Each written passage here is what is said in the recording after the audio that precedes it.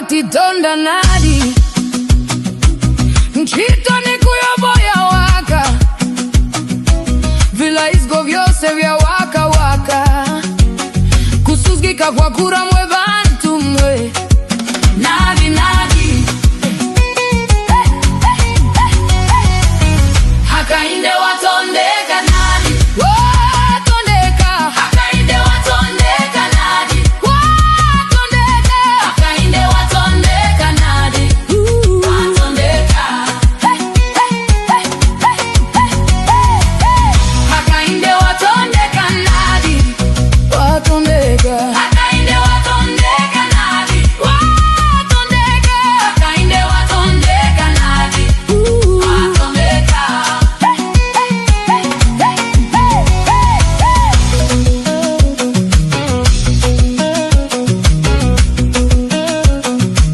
wakati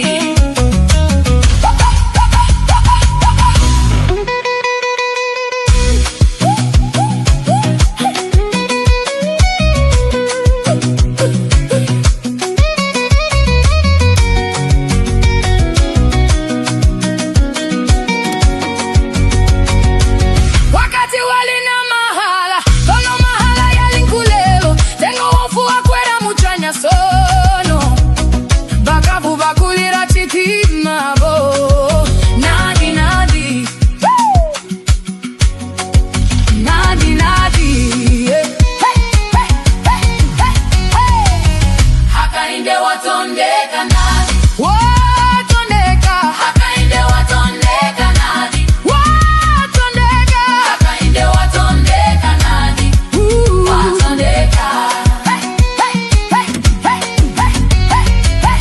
hakainde watondeka nadi watondeka hakainde watondeka nadi watondeka hakainde watondeka nadi watondeka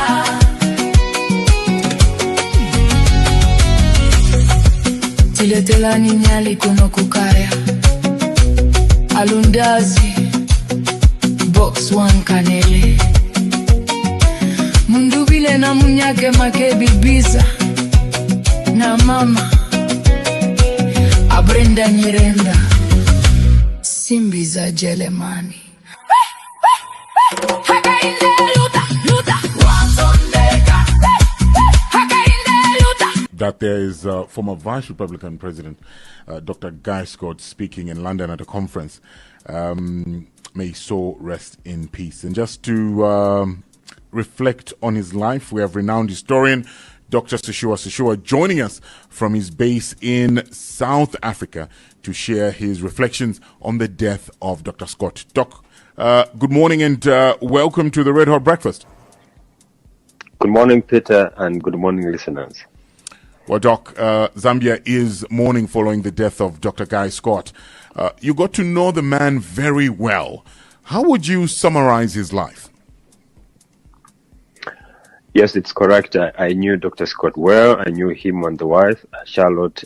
We met a number of times, and I knew that he had done well. I even checked on him a few days ago. I asked the wife how he's doing, and she responded cautiously. So I was very saddened to hear that he has passed away. Dr. Guy Scott, was born on 1st June 1944 in Livingstone. And I think that is important because unlike other, white Zambians who later on participated in public life, such as Simon Zukas, Andrew Sadanis, and others, he was actually born in the country because when you talk about other white Zambians like those I mentioned, they were immigrants who arrived in the country and then got involved in the nationalist struggle, but also in the country's public life. So that sense is very important because as we shall see later on, it was to become a major source of controversy in relation to his citizenship, which was embarrassing, I think, for somebody who was as Zambian as you and I. His parents were themselves British settlers. Alexander Scott, his father, arrived in Zambia in 1929 from Scotland. and went on to work in various sectors. But he is most remembered for having established the newspaper that is today Zambia's Daily Mail, which contributed quite greatly to the nationalist sentiment. And of course, he was also a member of parliament, I think from 1953, in Lusaka, as an independent MP. So you can understand some of the political consciousness that shaped Guy's later life. His mother was a nurse, Grace Keith, who arrived in Zambia much later. He met the father in 1943, and then they had Guy in 1944. There were about 4 children in the family. One of them went to Zimbabwe, where he joined Smith, and was kicked out when Mugabe and nationalist guys won power there. The other one went back to the UK, and then you had the only female who married an Englishman, and they went back to the UK.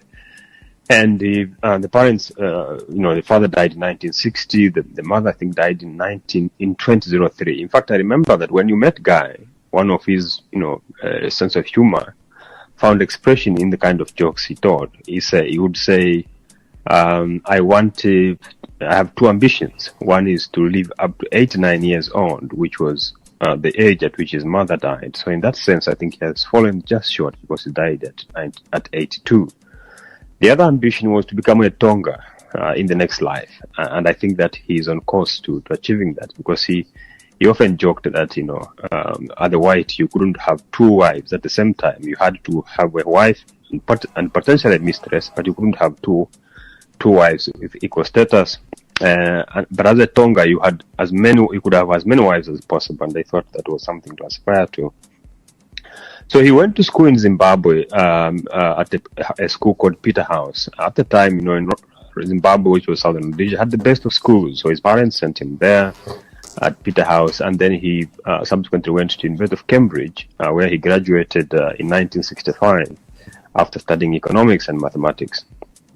And then 1966 he came back and got married. He married a Yugoslav Croatian lady, and they had about 3 children before they went on to divorce in 1988. But he worked in the Ministry of Finance as an economist from after he came back from Cambridge until the 70s, when he branched off to do something in journalism, working for a magazine that concentrated in East and Central Africa in the 70s. And then in the 80s, he felt bored. The political direction, the life of the country's politics didn't impress him much. So he got his children and wife, and they went to the UK, where he studied for his PhD at University of Sussex in artificial intelligence. When you actually look at there's a life story he gave in the interview in 2004. If you look at that story, he uses the term AI. You would think this is a term that is very recent, but actually he that's what he started as early as the 1980s. So when you talk about machine learning, these are not new things. Even artificial intelligence, the term itself was used by Guy Scott in that interview in 2004. And in 1988, while he in the UK, he divorced his wife. He used to joke that people fall out of love, and we felt we stopped loving each other and we parted. That is important because it paved the way for Charlotte Scott, as we shall discuss very soon. And then we heard that Kaunda, had introduced, had they agreed to return to multi-party politics in the 90s. And he packed his bags. He was working at Oxford University as an engineer in the Department of Engineering, as a research staff in the Department of Engineering at the time. So he packed his bags and left and came to Zambia. I think just after the MMD convention had happened in July 1990, and it was at the MMD convention, rather just after the MMD founding had happened in July 1990. It was at the MMD convention in early 1991 where he met people like Michael Sata, and that is important because the two were to have a very, very successful life in later years. Guy Scott himself stood as a chairman of agriculture in the MMD. He didn't have any background in terms of training in agriculture, even though he was very instrumental to forming a number of agriculture interventions, such as the Mpongwe agriculture work that is very, very renowned now. That was his creation. And he bought a couple of farms in Lusaka, in Lilanda, where he grew up, part of George Compound today.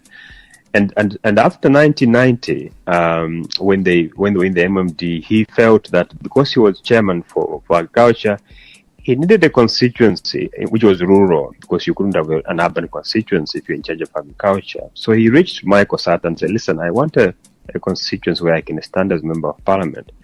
It was Sata who advised him to stand in Mpika, which was Sata's birthplace.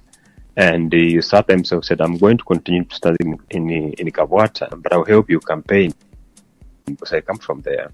As you know, Sata had an MP for Kabwata since 1983. And that was really the genesis of their friendship. He went to campaign, and he came back with two things. One was the seat, which he won in 1991. The other that he scooped was Charlotte Scott. He met Charlotte during the campaign there, because she was working on a British project, and the two married until now, and they were to become very, very public figures who dedicated their lives to Zambia. Charlotte herself is an outstanding Zambian in her own right. And then after the government, the MMD won power in 1991, Guy was appointed the Minister of Agriculture by Frederick Chiluba. He's best remembered, as you know, Peter, for the role that he played following the 1992 drought. We often hear the current leaders say, we have had the worst drought. Actually, the worst one was in 1992, one would argue, because it affected the whole region, and Zambia had significant food shortages. Guy imported yellow maize because there was no white maize in the region. As I said, everybody was affected. And to save the people from dying, he got maize from the US, yellow maize. So the first time Zambians were exposed to yellow maize. So there was, as you can imagine, we are used to a white maize. There was a lot of hostility toward this yellow maize, and they called him Mr. Yellow Maize. But he saved the situation because nobody died as a result of that. Chiluba claimed that the guy had commissions on some of the maize patches, and he dismissed him from cabinet in 1993. Even though he remained MP for Mpika, there was very little truth to that. I don't think that Chiluba could dismiss anyone for corruption, given his own corruption himself. And then Guy, remained as MP until just before the 96 election, when he did something that was very, very uncharacteristic, but it would affect him much later, because he voted for the constitutional amendment that resulted in the blocking of former President Kenneth Kaunda, and introduced the parentage clause in the constitution, which said if you didn't have parents who were born in Zambia, then you couldn't stand for presidency. And then he got disillusioned with the MMD and left to form what you called Lima Party with Ben Kapita just before the 1996 election. It was a small party targeted at farmers, but they lost very badly in the 96 election.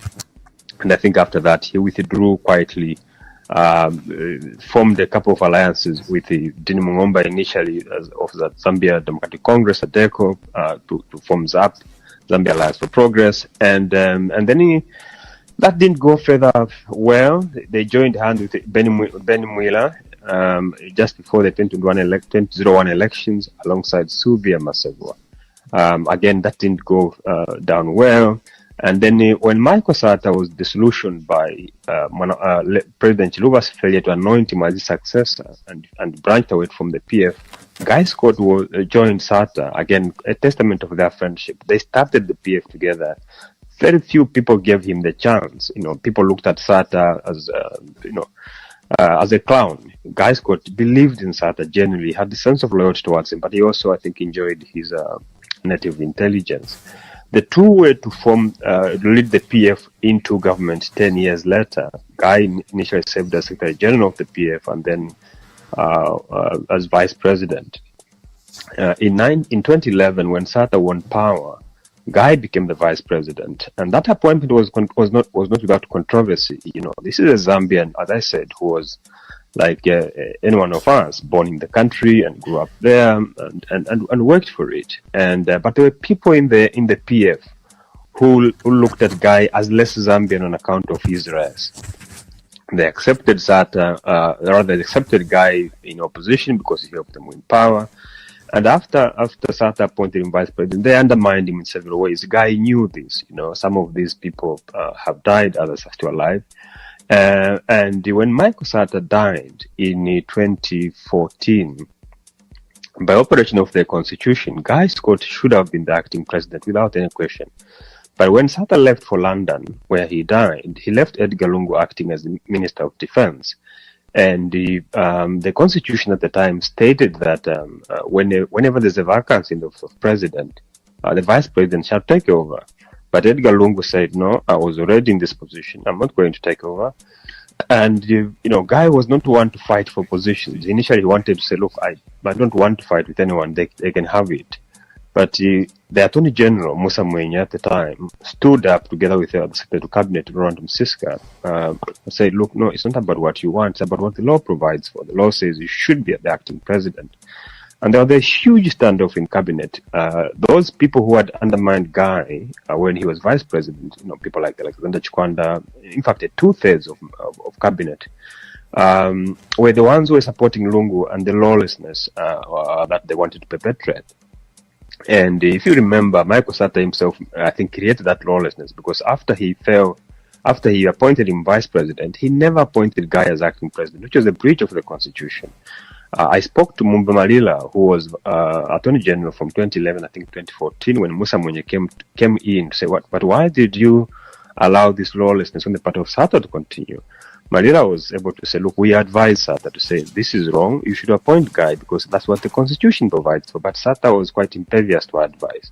So Sata created those conditions in which he, that faction in the PF undermines him at his death. But Musa Mwenye, to his credit, stood his ground and says, no, not under my watch. And it was on that account that Guy became the acting president and presided over the smooth transition that followed. He's known for refusing to use public resources when the PF candidate Edgar Lungu eventually had his way. And I thought he presided over the transition very, very well. Okay. After Lungu won power, he said he's not my friend. He became cabinet, so he went out of public life. Wrote his memoirs, a very, very good book that I would encourage people to read. And of course, he was unwell and he died yesterday. Doc, thank you for giving us that history about the life of our former Republican vice president. Now, as we conclude, what will be Dr. Scott's legacy? I think there's a couple of points there. The first is that it's important for all Zambians, across racial groups to participate in public life. Guy embodied that. He didn't see himself as a white Zambian. He saw himself as a Zambian, and we had this kind of crop of Zambians from ethnic minorities. Suresh Desai, Deepak Patel, as I said, Simon Zukas. Reverend Christoph and Sadanis and others, we are losing that kind of inclusiveness. I don't know what has happened with our politics. You hardly find Zambians from ethnic minorities in our politics today. It's important that we encourage them and create that country, that one Zambia, one nation, in which everybody feels that Zambia belongs to them. But of course, we have had those kind of difficulties where, in key moments, sometimes we look down upon Zambians who come from other racial groups, even when they are Zambian as the black Zambian. So I think that's the first point, the need for Zambians to embrace everyone, but also the need for Zambians from ethnic minority to participate in public life.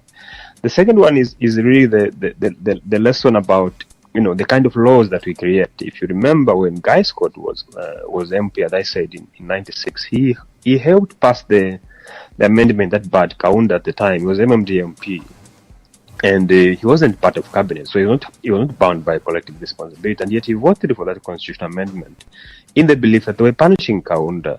That law is actually what prevented Guy Scott from becoming president of Zambia in 2014. If, for example, there was no parentage clause, I've no doubt in my mind that Guy Scott would have won the Zambian, would have stood as PF presidential candidate in 2015 and even won the presidency, because Zambians loved Guy.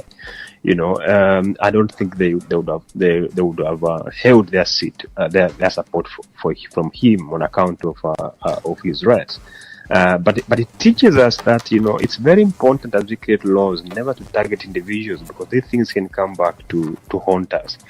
The third lesson, I think, is that which is on a personal level, to say, look, when you no longer love each other, don't be in a loveless marriage. Divorce, it's okay, especially when you married young.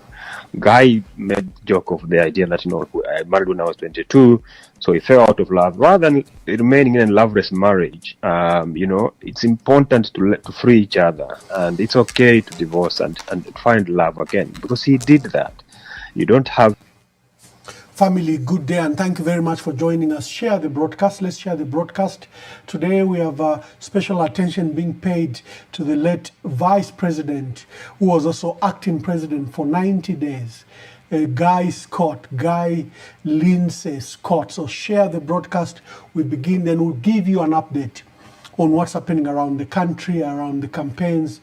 Both Brian Mundwil and Makepi Zulu are now in Lusaka, and President Hakainde Hichilema has been on a tour of northern and Muchinga provinces. Today he was, I think, in Kaputa and Chilubi, and the boys, as we call them, were in. First, they held two emotional rallies. The Chilanga rally held in the dark with people holding phones, and the Chongwe rally where people waited for the boys to come from Luangwa. I think also those were two remarkable, very emotional political rallies that they held. And President Hakainde Hichilema continues to draw crowds in areas where he's going, but they're all in red, they're all in uniform. So is he addressing members? Is he addressing residents? Is he addressing voters? Who are these people who are all in red? And so we do an update on that. But I started with the narrative by historian Dr. Sishua on Dr. Guy Scott. Dr. Guy Scott has written a book where he documented his life, and literally there were his memoirs. And Dr. Guy Scott was no ordinary person. He could have been Scottish, and his father was Scottish, but look, they were literally Zambians. His father, Dr. Alexander Scott, was aligned with the liberation movement of UNIP and participated. He's one of those few white people that stood on the side of Africans. That is the father to Dr. Guy Scott. In fact, he even founded the Zambia Daily Mail. We'll be discussing him, and I'll be giving you my personal perspective because I had various interactions with Dr. Scott. So quickly give the share the broadcast. Share the broadcast. We commence. You share the broadcast so that we begin in earnest. Share the broadcast. Someone says they want this Tumbuka song. It will be our transition to the details around Dr. Guy Scott, and then I'll be opening phone lines to hear from you. What do you remember about Dr. Guy Lindsay Scott, who was vice president? And what does it mean? Because he was president for a period of 90 days, although in a caretaker form. In other countries, these are treated as heads of state. What does our constitution say? What did it say then? Can you call Guy Scott as president of our country? Because various media organizations recognized him as the first white African president from a settler community. Of course, ignore the apartheid South Africa. F.W. de Klerk was president, but he came from apartheid, and there was a transition period. He was president until Nelson Mandela was formally elected as president, and he appointed W. de Klerk as his deputy. There were two vice presidents, Thabo Mbeki and de Klerk. So there's been a debate whether Guy Scott wasn't the first vice president. And in our case, I'll refer to a case in the Bembaland, why the Archdiocese of Kasama and the Chitimukulu hold the same title. I'll give you a brief about that. So share the broadcast, share the broadcast. Where is that Tumbuka song that you want? Let me look for it. Mundubile, mundubile, mundubile, mundubile, mundubile. Chor. Mundubile, mundubile. So I'm your malushi, yon samarabish. So I'm your malushi, yon samarabish. So I'm your malushi, yon samarabish. So I'm your malushi.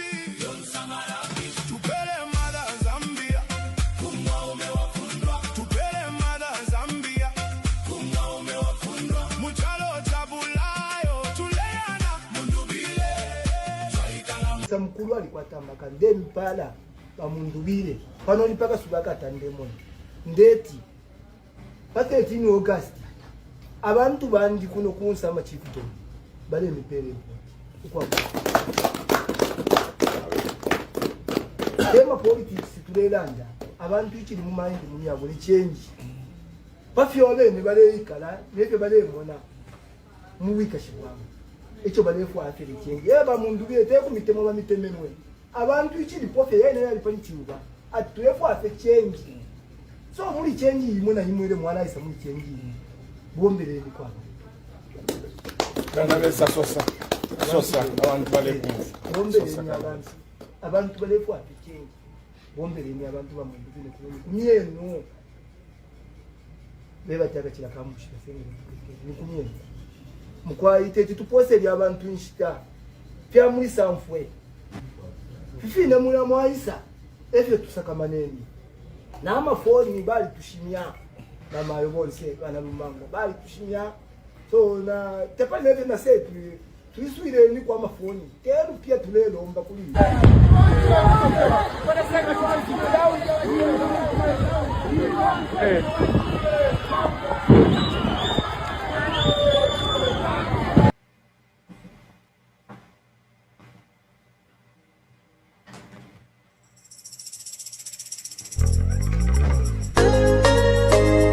Uli na menso amone, uli na matuna nkonfwe, ifyo mpasha kwa de saule sosa.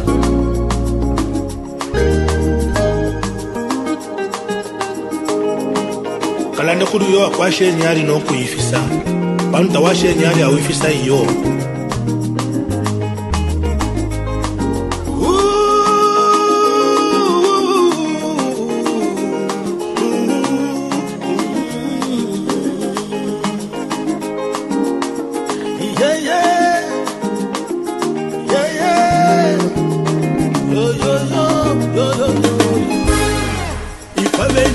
Ya kuvyala no kusombola mwebe na Zambia Ichili chose chali kwa tenchita ya chikope samba ya chalo Muikalisha mufi lamba mulelila Uwacha no buhaila Sangeni chita ya kubeba Mwikusheleza pachalo chi Ulubuto na lumona Ulo Ako akazu Ako Ikwashele vipa nono Inyali yena ya lasanika Ulubuto na lumona Ulo Ako akazu Ako Ikwashele vipa nono Inyali yena ya lasanika Inangwa mafya ya pulolu Pyangono kukakawa kayele Ichetekele Inyali yena ya lasanika Imotwikatane tutemwane tutamfye mwenza kabinga atochosha muno ikalanga bana banjiwa inene sana mumona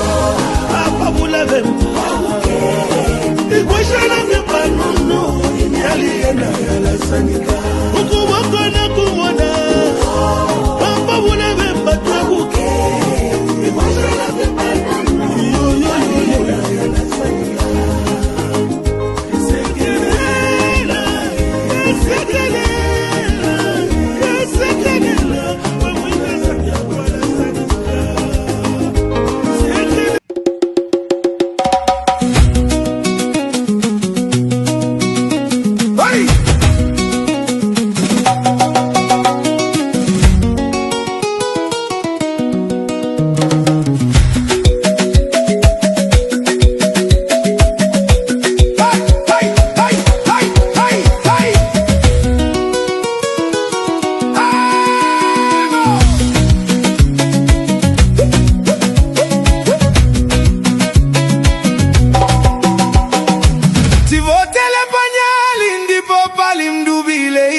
akainde choka choka choka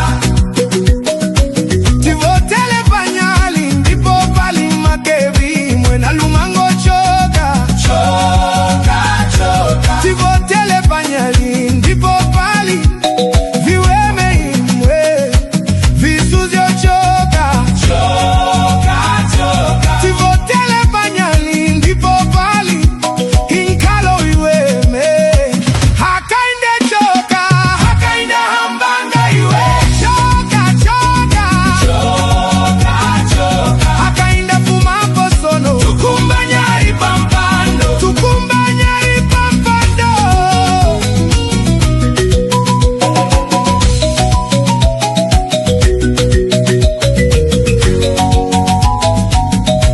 hey!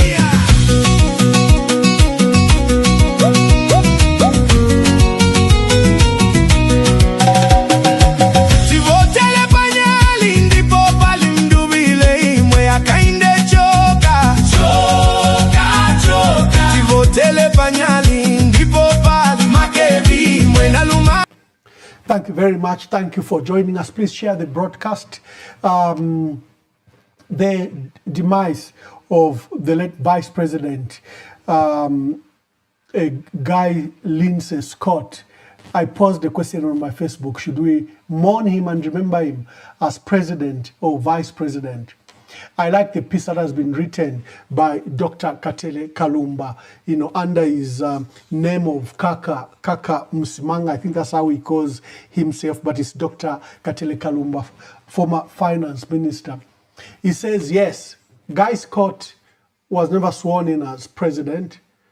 The Constitution designated him as acting president. He was a care president. He was president, but he wasn't an elected president. He wasn't a sworn-in president.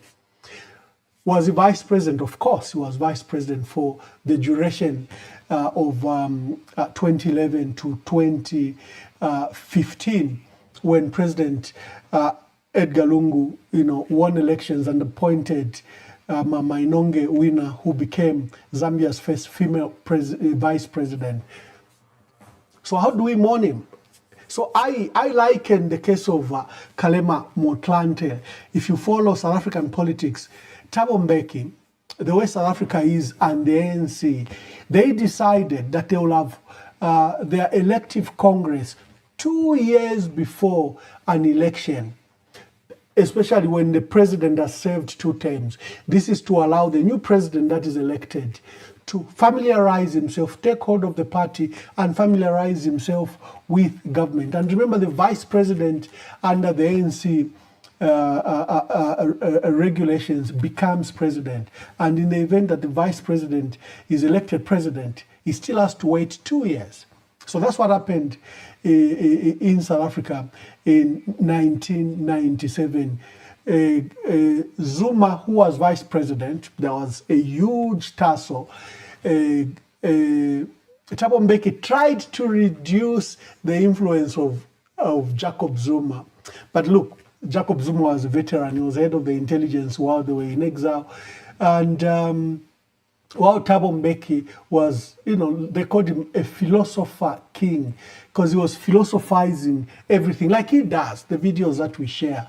And he was academic in approach. He was loved across Africa. But Africans in South Africa were impatient for development. And the ANC felt that Thabo Mbeki was detached. So he defeated Thabo Mbeki, who had only served 1 term as president. He was eligible for another term, but he was defeated at the ANC election in 2007, not 1997. But the elections were only due in 2009. And because of the animosity that had preceded the elections, Jacob Zuma was arrested, charged with corruption, accused of immorality. Jacob Zuma was married to 5 wives. His name was scandalized. How many first ladies is this country going to have? There was that huge debate by capital media that fought Jacob Zuma. So the polarization kept on growing. And before Thabo Mbeki could hand over power in in 2009. In 2008, it became to a hit that the ANC management committee decided to recall the president because they deal with them as what they call deployees. You are deployed in government by the party. That's how powerful they are. And they therefore can recall you in time. So they decided to recall the president. The man that had been elected vice president was Kgalema Motlanthe under the party. And Jacob Zuma, I think, was very wise. He says elections is in 9 months' time. I don't want to look power hungry. So I'm going to let my vice president run the interim period. So Kgalema Motlanthe ran as president for 9 months. He took over power. He was elected by parliament and he ran as president in a caretaker fashion until May 2009 when they had the elections and the ANC swept those elections and Jacob Zuma was elected as president and he took over. So Kgalema Motlanthe, despite those circumstances, is literally what you would call acting president in our jurisprudence at the time. He is recognized as head of state. If you look at the listings of democratic presidents, they recognize Nelson Mandela, they'll recognize Thabo Mbeki, they'll recognize Kgalema Motlanthe, and they'll recognize Jacob Zuma, and they'll recognize Cyril Ramaphosa. So Kgalema Motlanthe is listed among the presidents. Can we recognize Guy Scott as president? I'm drawing similar circumstances. Of course, in the case of Guy Scott, he wasn't sworn in as president because the constitution doesn't allow you to. You are merely acting president, but he was acting president for 90 days. The books recognize, history recognizes Guy Scott as president, Africa's first white president from a settler community of whites that had settled in our country. So there's a debate there. Others are trying to bring in, what is soiling this debate is other people are trying to bring in the empty grave that lies at Embassy Park.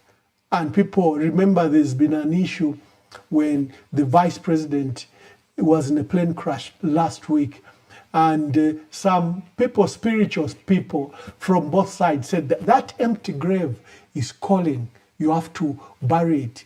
You know, in African traditions, when you pronounce someone dead and you dig a grave, and in the end they haven't died, they've woken up, or it was mistaken identity, or whatever it is, that grave, I know kuwemba balatemenkonde mwatemenkonde mwaputula chimtu chankonde chidia. What do we call it? That that stem of the banana is what you bury the empty grave. Now, state and the state do not practice traditions. State practices statecraft. What do you do with an empty grave? Will it still wait for the late president? So some people are trying to sneak in the fears around the empty grave. They're trying to sneak in the issue of Guy Scott, that he should be buried at Embassy Park in that open grave. I would say, if the debate were, if we were to agree that Guy Scott was president, he was president for 90 days, of course in acting capacity. If we are to agree that because of his stature, he should lie at Embassy Park, I would strongly say he should not be put in the empty grave. His own grave should be dug. But, like Katele Kalumba says, it's not a diminution of the contribution of Guy Scott by recognizing that he was merely vice president. He's one of those unique presidents. For Rupiah Banda, who was also acting president for 90 days, he was privileged to have been elected as president, and he became our fourth Republican president. So the circumstances were changed significantly because the acting president, vice president, Rupiah Banda, when Levi Mwanawasa died, eventually was elected as president. So his role as acting president was overtaken. I don't know what your thoughts are about Guy Scott having acted for a period of 90 days. We treat him as vice president who was acting president, or do we recognize him as president? Of course, the law was very clear. You are vice president, you ought to act as president. In the event that the president dies, the president is incapacitated, and the office becomes vacant. In fact, that is a clause after losing two presidents in Levi Mwanawasa and Michael Sata. That spawned that clause you have of a running mate. The running mate was then chosen that a running mate should be elected, that in the event of the demise of the president, there should be no this tussle and fresh elections and no fresh presidential by-election like we had in 2008 and like we had in 2015, that we should, the vice president, if he's elected by the people as running mate, then naturally takes over as president and saves the duration that the demised or the late president could have saved, then go to fresh elections, whether you run or not, or she will run or not, that becomes another matter. But we avoid the by-elections. So the country learned from the crisis in 2008 when we lost Levi Mwanawasa and the crisis when we lost Michael Sata in 2014.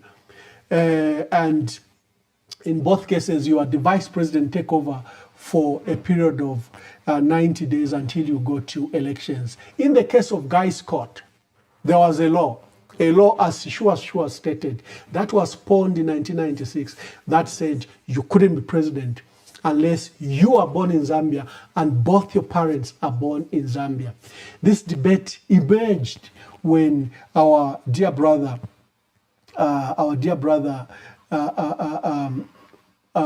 Given Lubinda was aspiring to be PF president. He had been an acting president for PF since 2021.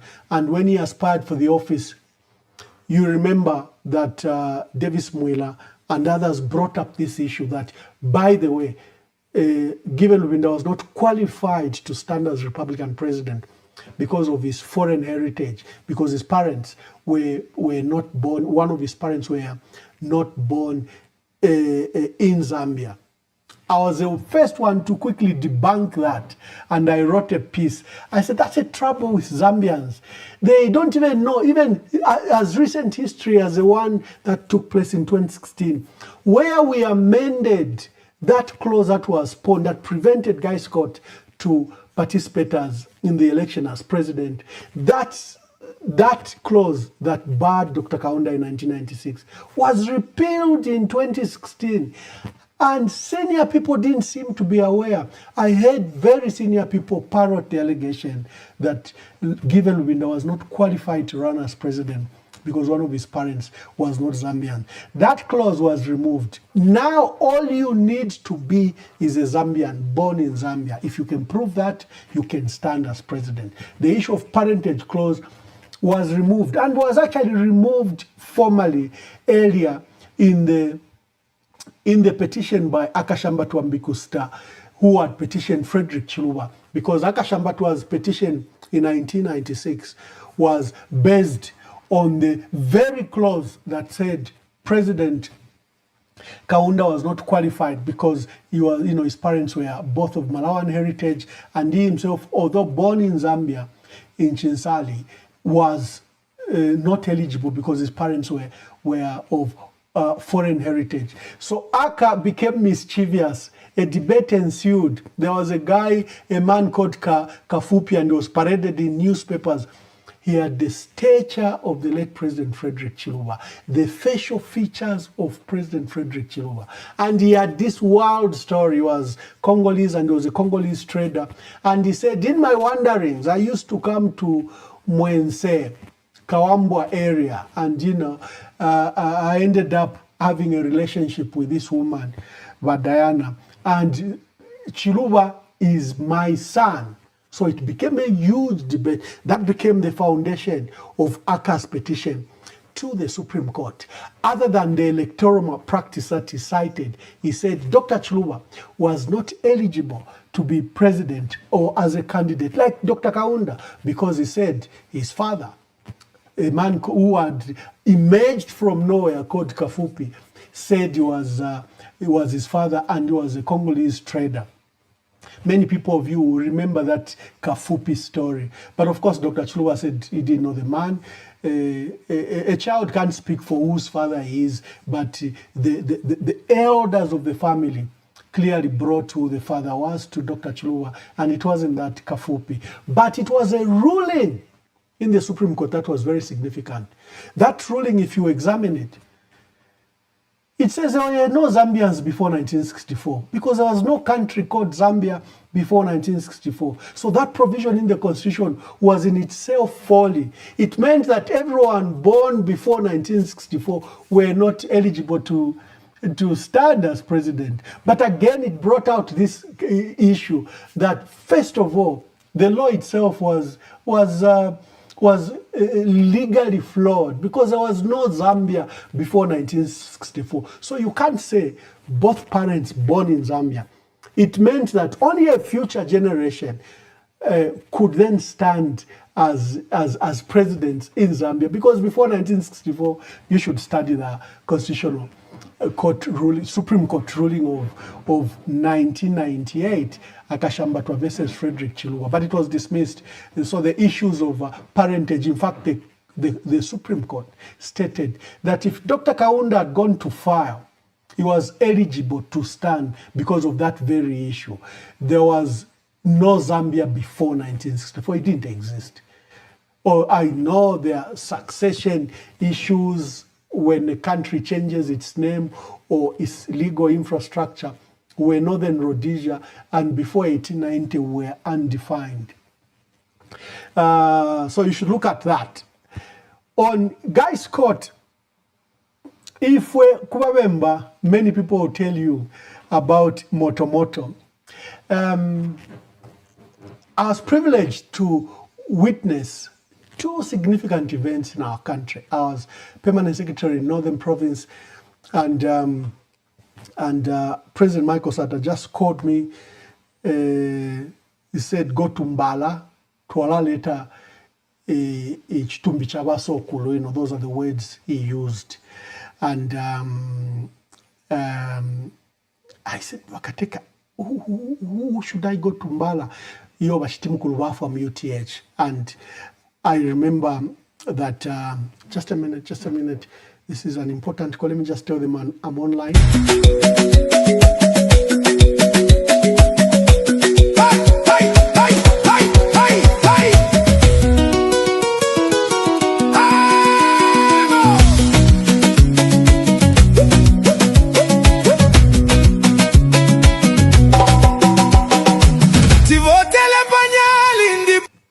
Sorry, thank you very much.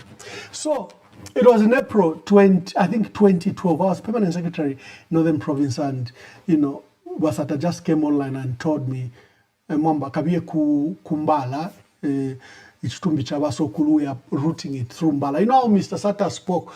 Mr. Sata, the people that knew him, he spoke directly. He didn't give background information. Sometimes he assumed you knew. Remember when I was telling you the case of Betty Kaunda, when he called me and said, "Muya kuzafa airport ndeke ile milolela kabieni muya mwimbe chindi chawa Betty." I had not heard that Betty Kaunda died.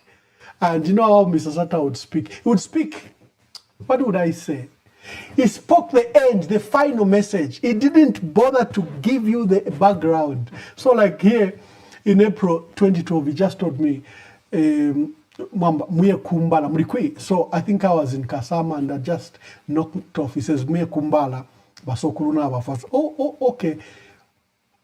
Okay. So as I began to prepare, he called again. He said, Nalat Mabakalamba, Mr. Kasolo. The man that just turned 100 is the father to Pius Kasolo and Anton Kasolo. So he said, I'm sending him. You receive him and you be with him the entire duration. Badi Fishua. And happy birthday to the old man. He turned, is it 100 or 101? Well, Pius Kasolo's father, you can confirm for me. So he sent at length that Chitimukulu, who had been unwell, Axon Chilufia Mwango, who was a paramount chief Chitimukulu, had just died. He had been to Nigeria, had facilitated for his travel various times, and the Zambia Air Force were very good. Every time I called for a plane, they gave it to me. and would send him frequently to hospital in Lusaka, or when he was evacuated, he was the 37th. Chitimukulu. So I was privileged to witness. First, we didn't have to announce.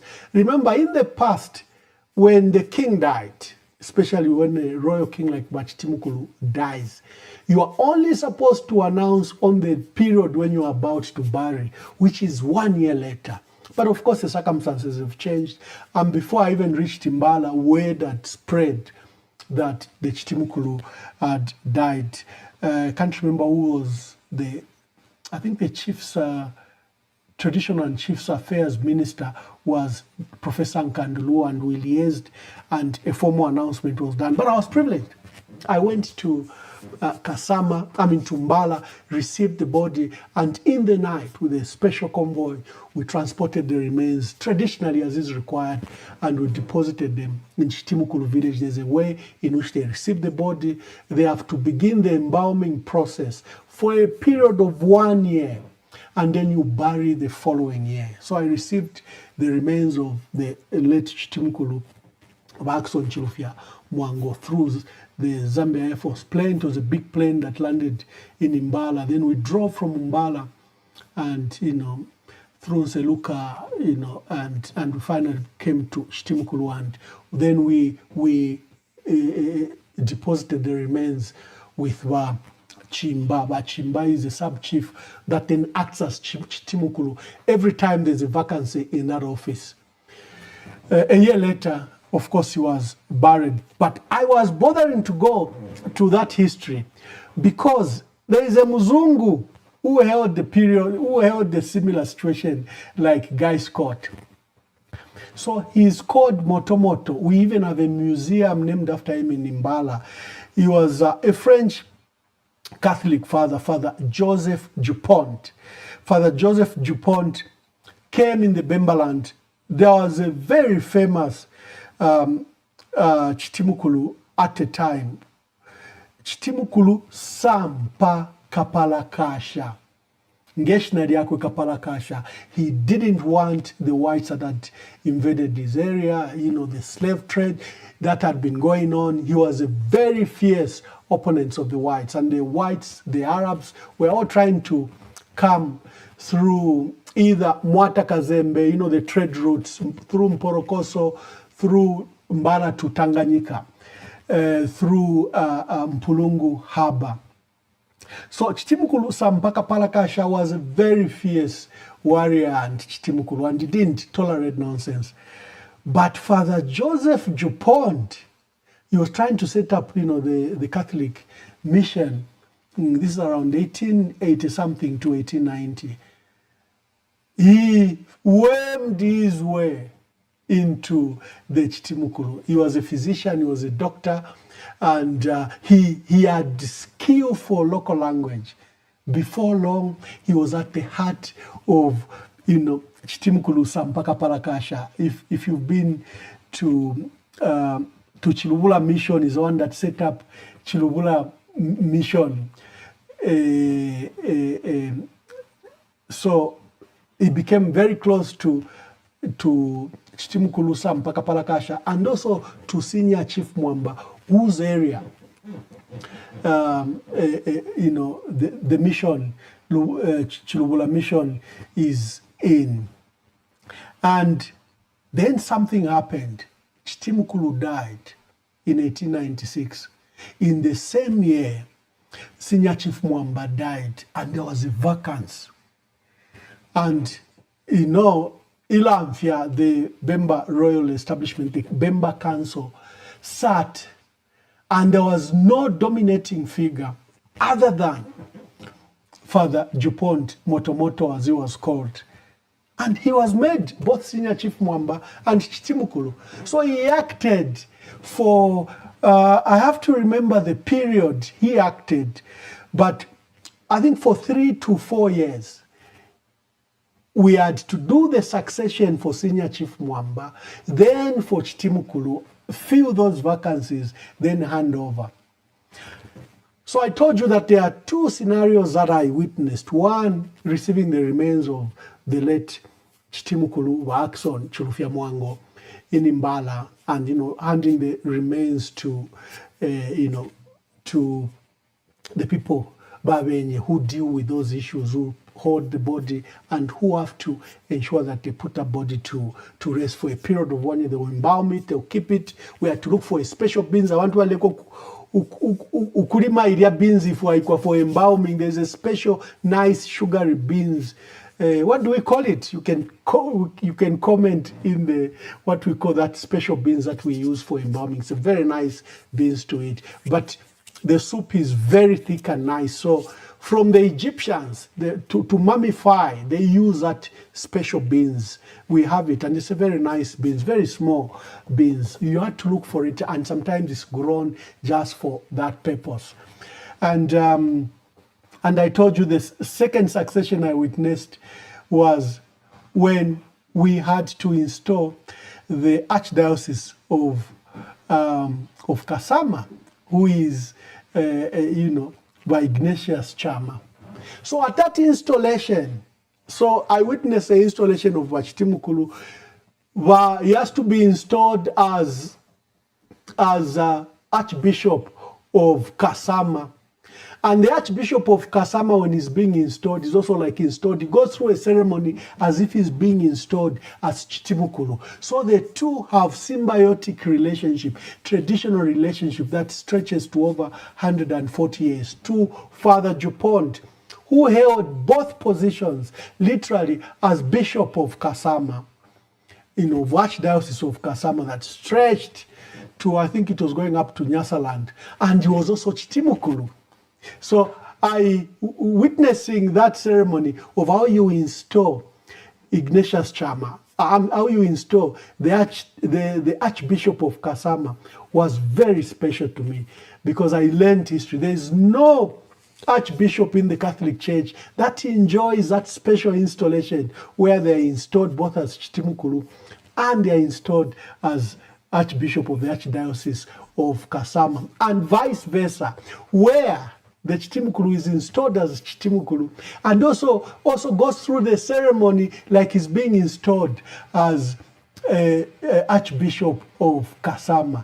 So mweva ngoni na mpezeni can enjoy such right where he's installed as an Archbishop of an Archdiocese. Can Mpezeni do that? So there's that special relationship, and that's why institutions like ZANIS should spend time to educate our people in these rich traditions. So we had Father Dupont, who's recognized as Chitimukulu in our Bemba royal establishment, because he held that position of Chitimukulu in the interim period, like Guy Scott held the position of president for that period of 90 days, a white man for that matter, from a settler family. And I thought I could tell you that story. When I come back, I'll tell you now my relationship with Guy Scott. Then we transition. I showed you a picture where Brian Mundule's convoy was heavily tear gassed today by the misconduct of the police. The boys, as President Hakainde Hichilema calls them, are in Lusaka, and they should be allowed free reign. They've had rallies. Today they decided to do an awareness roadshow before they hold the last big rally in Lusaka, and I'll tell you when it's coming up. So before I go to that, I'll tell you my relationship with Guy Scott, and then I'll open the phone lines after that. Hakainde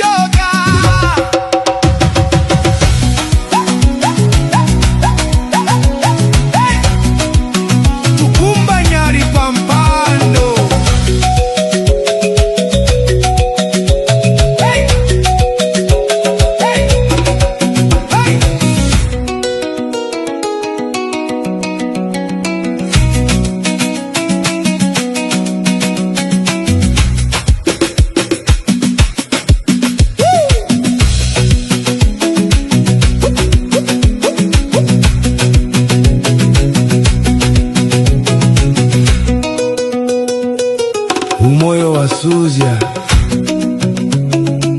Visuzio mumanyumba Jala pamuzi Tieni tibafu. Thank you very much. Someone has told me, yes, it's cowpeas, that special beans I was telling you. Beautiful, very delicious beans. It's called cowpeas. Ilanda. Ilanda. I remember having difficulties to look for it because we had to look for it to dispatch a vehicle, to Mbala, to Kaputa, and to Nakonde. I had to dispatch the DCs to look for that Ilanda because people have not been growing it. They grow the sugar beans and the other beans. So Ilanda, yes, that beans is very special. It goes back to what pharaohs are buried and are embalmed in, that old technology. So you need that Ilanda. So share the broadcast as we go to speak more about Guy Scott. For me, Guy Scott, I started interacting with him when there was a fight. First, the relationship was very, very good. When I joined President Frederick Chiluba in 2002, he was a troubled man. I told you the story that he would usually just be with his wife, his lawyers, or one of the pastors. He had been deserted. There was this concerted effort to isolate and fight him, similar to what President Edgar Lungu went through. His assets were frozen. His assets everywhere were being grabbed. He was embarrassed. It was a very difficult period. But when I joined him, one of the immediate issues I told him, said, Mr. President, the fight you have is not a legal issue. It's not a spiritual issue. It is all that. Because I see you sit with lawyers all the time. You are sitting with your pastors all the time. And of course, most of the times, you're just with your wife, Mama Regina Chifunda Chiluba. This fight is a political fight. And we need to bring the political weight to it. I've told the story where he says his first choice was General Godfrey Mianda, who was his vice president. He says he was born again like me. And I think you will understand. I know we are coming from a fractious period because General Mianda, if you remember the 2001 elections, split the MMD. Two parties were born, FDD and Heritage Party. So I went to see General Mianda, who said, I can't see that man for now.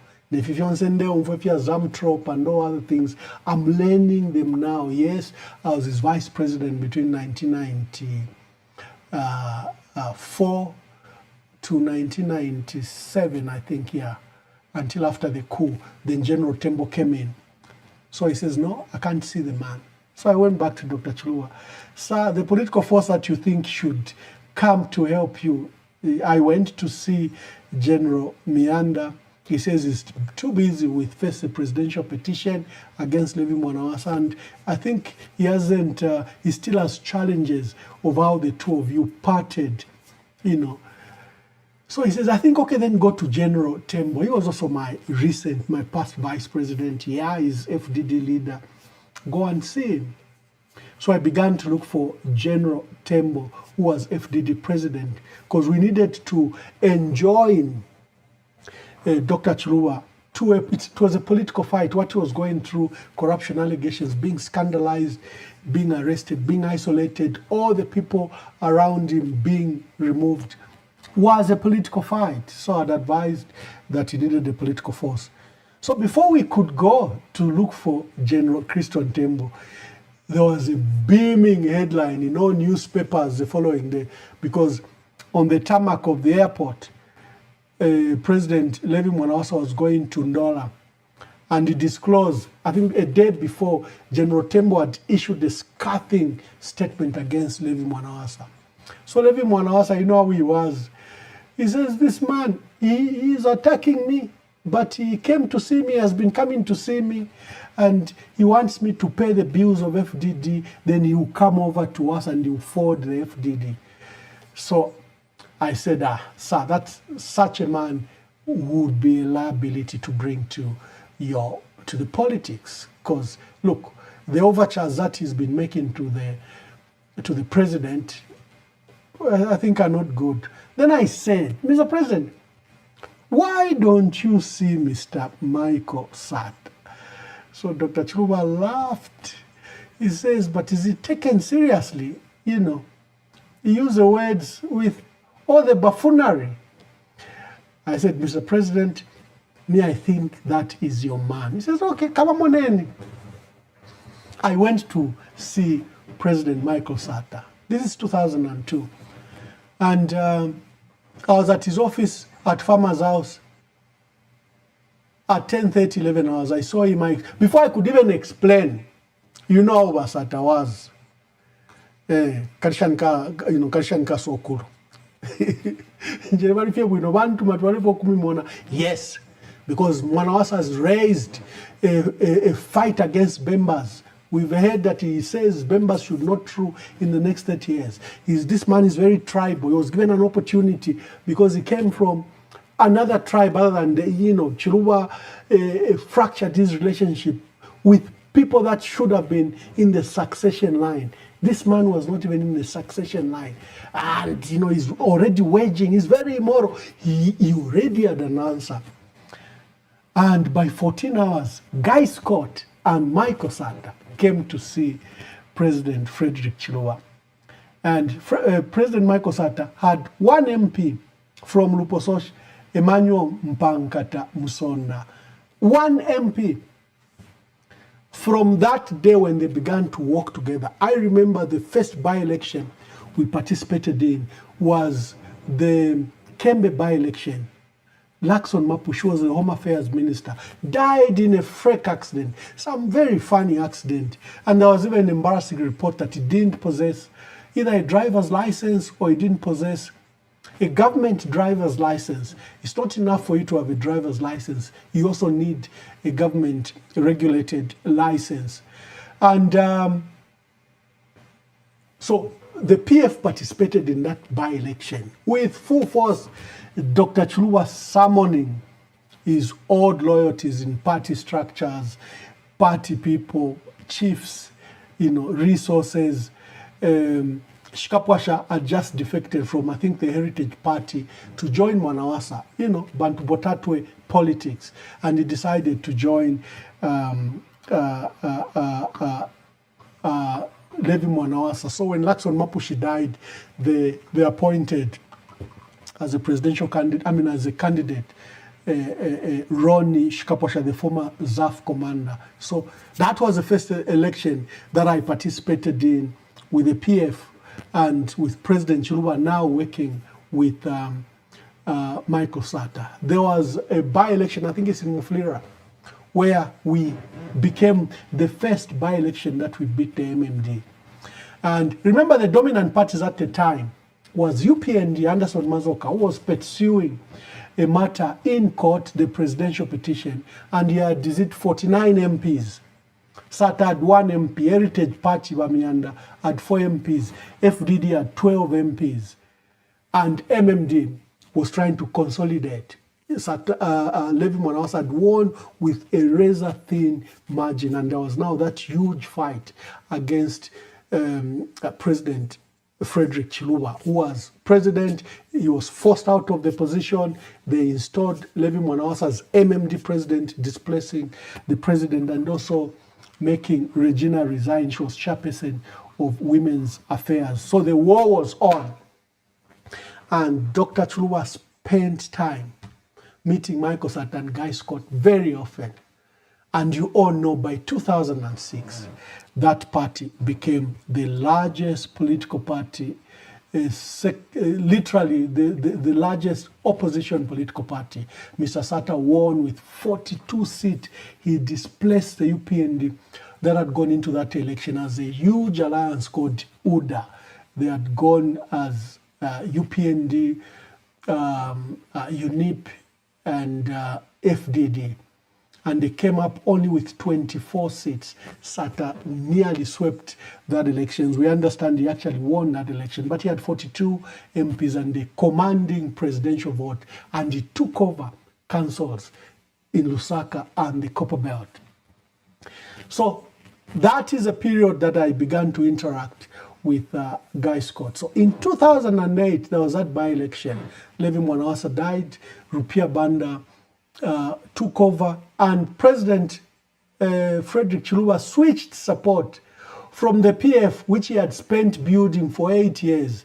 He abandoned it and he went with Rupia Banda. So if you remember, from 2008 to 2011, President Frederick Chiluba worked with Rupia Banda. So that is where now we would interact very often, because I'll go to the radio program and my counter will either be Winter Kabimba, Given Luvinda, or Guy Scott on the other side. And I'll be speaking for Dr. Chiluba on corruption issues, corruption allegations.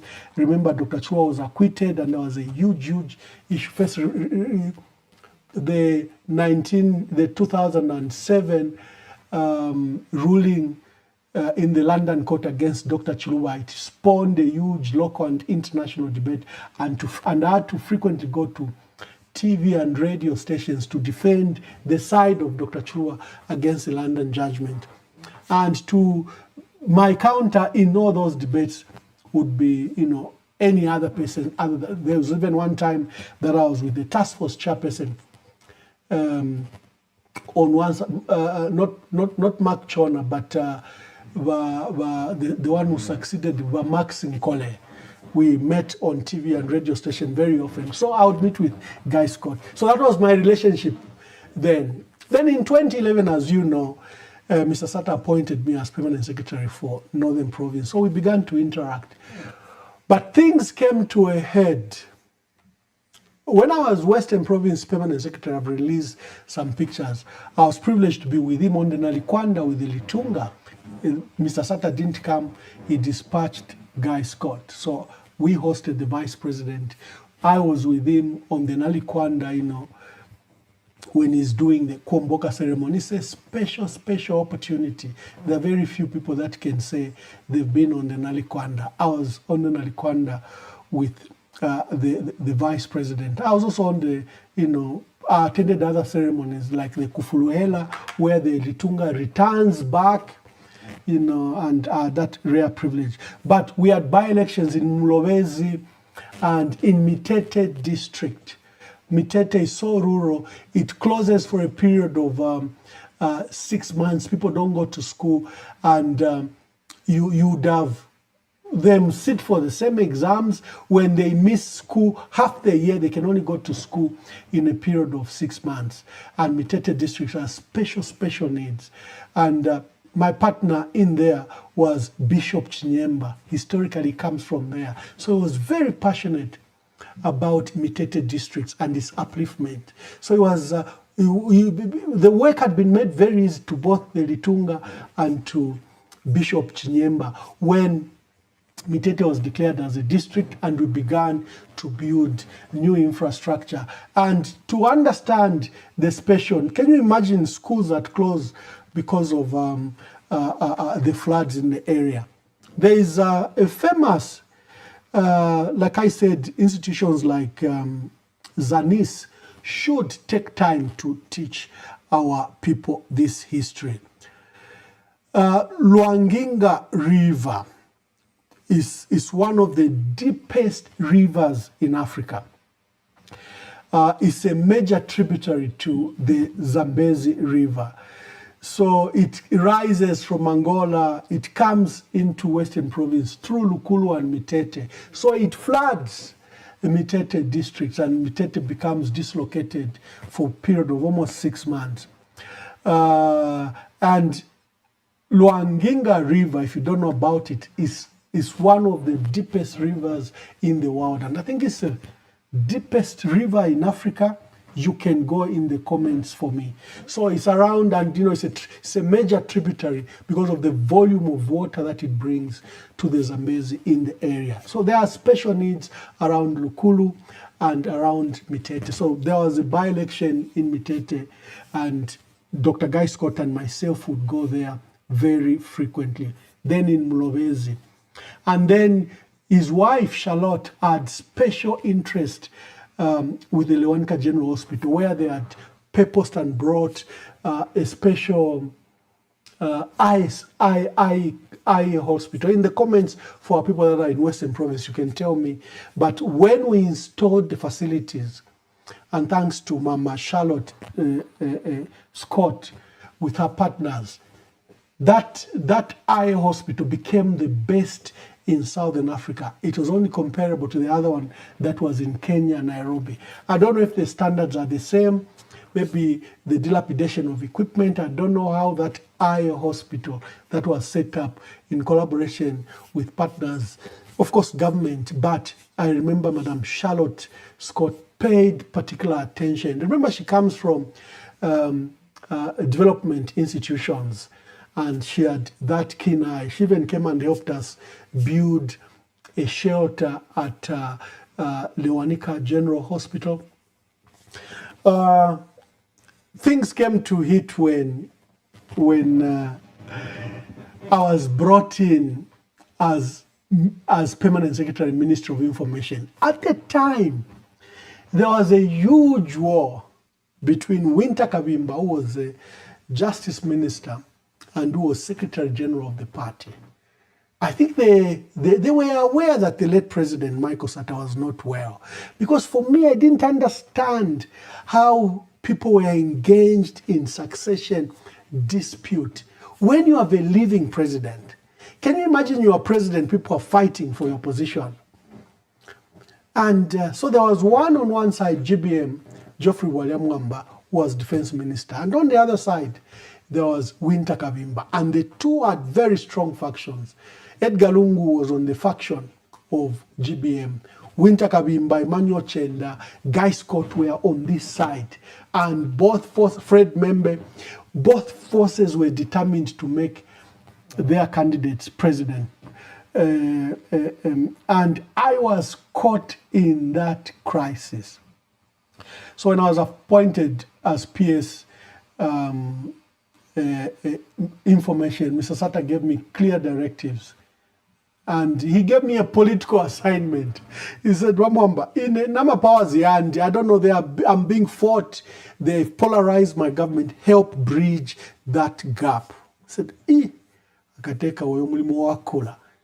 So I said, look, I'm going to refocus, I think, government information on development. So if you remember, my first call was that instead of having government fight the Zambian watchdog at the time that was fighting Michael Sata, calling him all sorts of, or the UPND, I began to shepherd the public media to discuss development. I introduced Zanis News on ZNBC. You know, we bought equipment for Zanis. We began the process to give them fresh equipment across all provinces. And remember, there was this project that was being done, the digital migration that was being done. I cancelled that project and re-advertised it so that it could be done properly. And I wanted all provincial studios. I thought that the Zanis should be revived to standards where it can have even provincial TV and radio stations communicating government. I'm always a big mover that government information must dominate, you know, narrative, development issues, productive issues, because you have a media that spends time discussing who has the largest nose, who has the largest forehead, who has the widest lips, who has what, who is short, who is bald, who is tall. That is a debate of our country. And what goes missing there is narrative about the development of our country. So I tried in my way, but I was caught up. I remember one of the issues that brought a serious crisis for me, just a week in office, was that I learned, because remember I was in Mongo, I was PS Western Province. When I coming to the office, there were stones and town was closed, banks were closed. I said, what is happening? Atawe. Chikwelete from Chawama. He was, I think, one of the Chawama constituents chairperson, and was very strong supporter for Edgar Lungu and GBM. He said, they are marching in town, they've closed town. So I came to the office And on ZNBC, there was no news. There was no news, not on Radio Phoenix, not on any private media. The protests were against Winter Kavimba and, the issues that the party had against him. So I remember summoning the media heads. What are you doing? You have protests in town, of course by your own party cadres, but banks are closed. The town has come to a standstill. Minibuses can't go in. And I'm told this has been going on for the last 3 days. And there is no single report, even on social media. The media heads, began to whisper to me, Ambassador, I think you may need to know what's happening here. You cannot write against Winter Kavimba. We will lose our jobs. He's so strong. He's like the de facto head of state. I said, what? What nonsense is that? Town is closed, business has been disturbed, and no one will write about it. Kabieni. At 19 hours, I'll be watching the news. I want that item there. And for the first time, the images were shown. I think that was an immediate fracture in the infallibility that Winter Kavimba had built and his system and his powerful people, supported by the Vice President, Guy Scott. I said, news is news. Be driven by news. Don't be driven by party politics. How will the police act if there is no public pressure? If there are protests against Winter Kavimba in town, maybe how will even the president know? How will government respond to such a disruptive, maybe it could even be a lawless process, if all of you have collaborated to hide the information?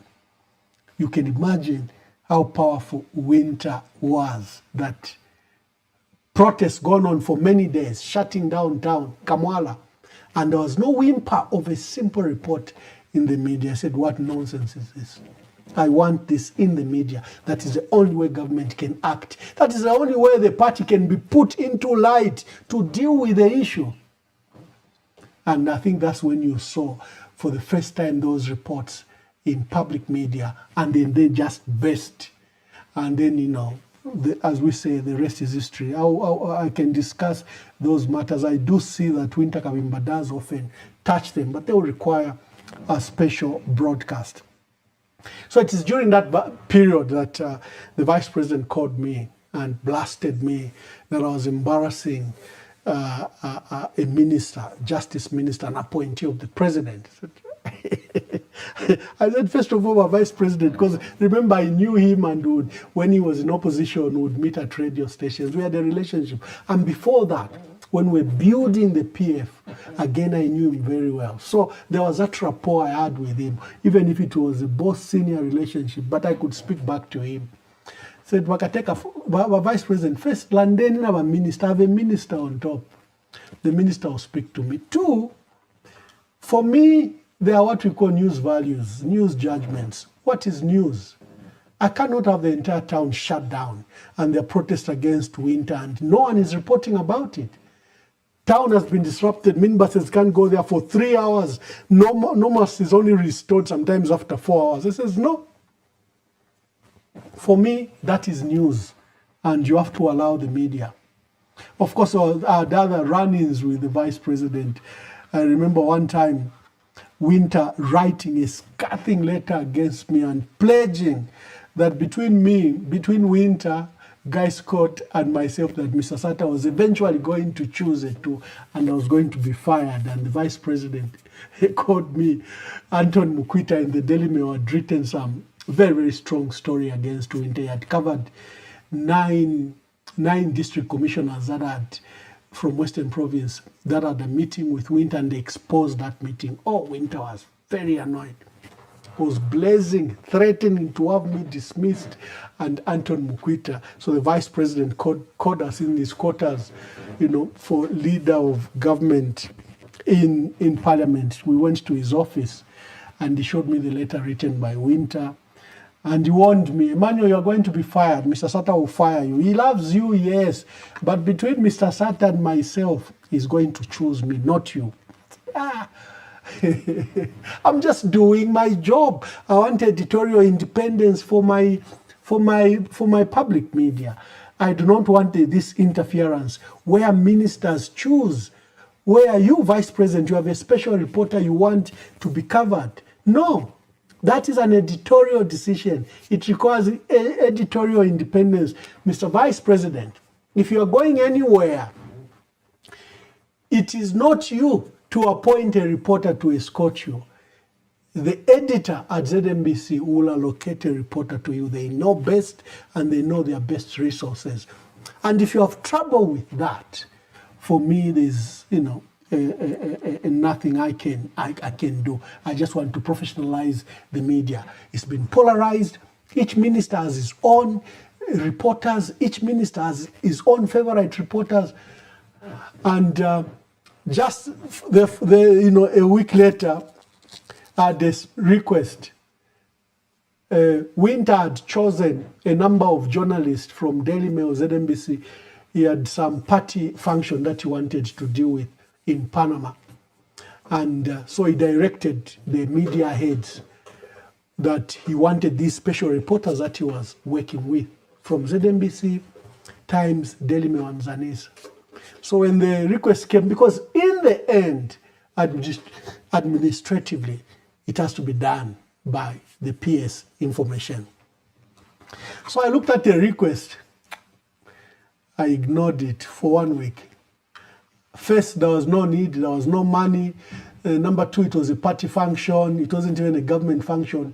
Winter, had registered the PF into these political alliances, and there was a big conference going on in Panama, and he wanted all these media people to escort him. So I said it isn't going to happen. Priority-wise, it was a party affair. It wasn't even government. If he was going for government, I said he would go. But Winter was so confident of his powers. He turned up and he had no reporters at the airport. Oh, my minister called. Minister, wanatutuma wamba chinshuwachita iwe mwana wandi chinshuwachita Winter kunakalipa general minister tapale fionchitile. I think the media is not available for those roles. The media is very busy, and like I said, editorial independence. I want ZNBC, Zanisa, Times, and Daily Mail to make their own decisions. You cannot have these special reporters, favored by ministers. That's why they don't respect hierarchy. That's why there's no professionalism, because you can't even touch them. They're so powerful. Yeah, okay, the lines are open. We are discussing Guy Scott. But before I go to Guy Scott, we touch a few things around the campaigns. Then I open the phone lines.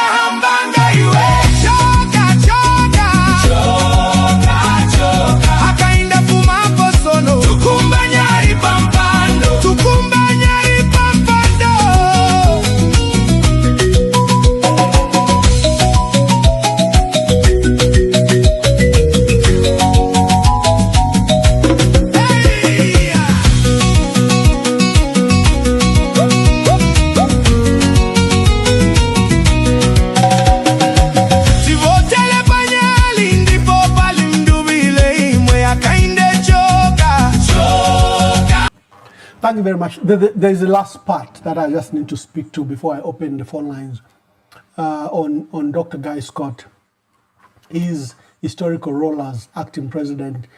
I used to tell my senior colleagues that when I became and learned of the demise of the late president, because it had become public by then, and there were people jostling for those positions.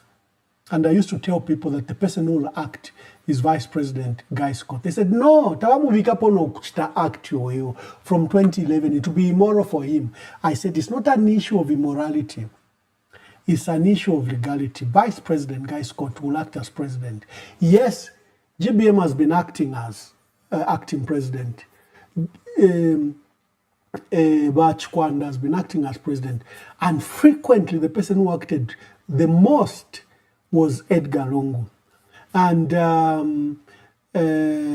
occasionally, one time before his dismissal, Winter Kabimba acted when the president, I think, went to the UN. He acted as acting president. But I used to tell everyone, I actually even wrote about it, that the person who would act as president will be Guy Scott, because that's what the law stipulates. And you know, there were circumstances. Winter Kabimba was fired. Honorable Edgar Lungu, as Minister of Home Affairs, was appointed Justice Minister. He called me to work with him because he was also appointed as Secretary General of the party. So he said I needed to help. I'd worked with him very well. I've told the story how he was instrumental in recommending me from PS Western Province and to take me to Ministry of Information. So we were working, trying to reorganize the party. And Edgar Lungu was Justice Minister, he was Defense Minister, and he would be acting president frequently. And that day, the late president died. He was the one that was acting president. And we are just being, me, Anthony Mukwita, Kaiser Zulu, and I think Bernard Decker, we are just been to the vice president's, to the acting president's home in Lewanika. And we had been with him when we dispersed before midnight. As we were driving out from Lewanika Close, Lewanika Close on Brentwood Drive, before you come to State House, as I was just driving out, I received a call from Mlengasata, who was in London, and he told me, Wamwamba, President Wafwa. Now, the reason he was calling me, he said, I know that there's going to be a crisis. You and I have discussed this matter. There are people that are saying the acting president will act as president in the interim, but you have held a very serious position that the president, the vice president, who's Guy Scott, who's never acted as president, will be legally as president. And there was a thing that played out that night, where now we had co-ministers. Acting president was Edgar Lungu. But there was this crisis. Already Guy Scott was calling commanders, was calling people that he would be the acting president. So there was that legal tussle that night that the late president died. And I was there the entire time, to the time they had the cabinet, because we had to do two things: announce the demise of the late president and also designate who will act as president. So she talked about it. I don't want to go in depth. It's something I personally experienced, and I would like to, it's something that is good for the books because it's extremely detailed. But in the end, Edgar Lungu said, if tefia, let's not fight about it.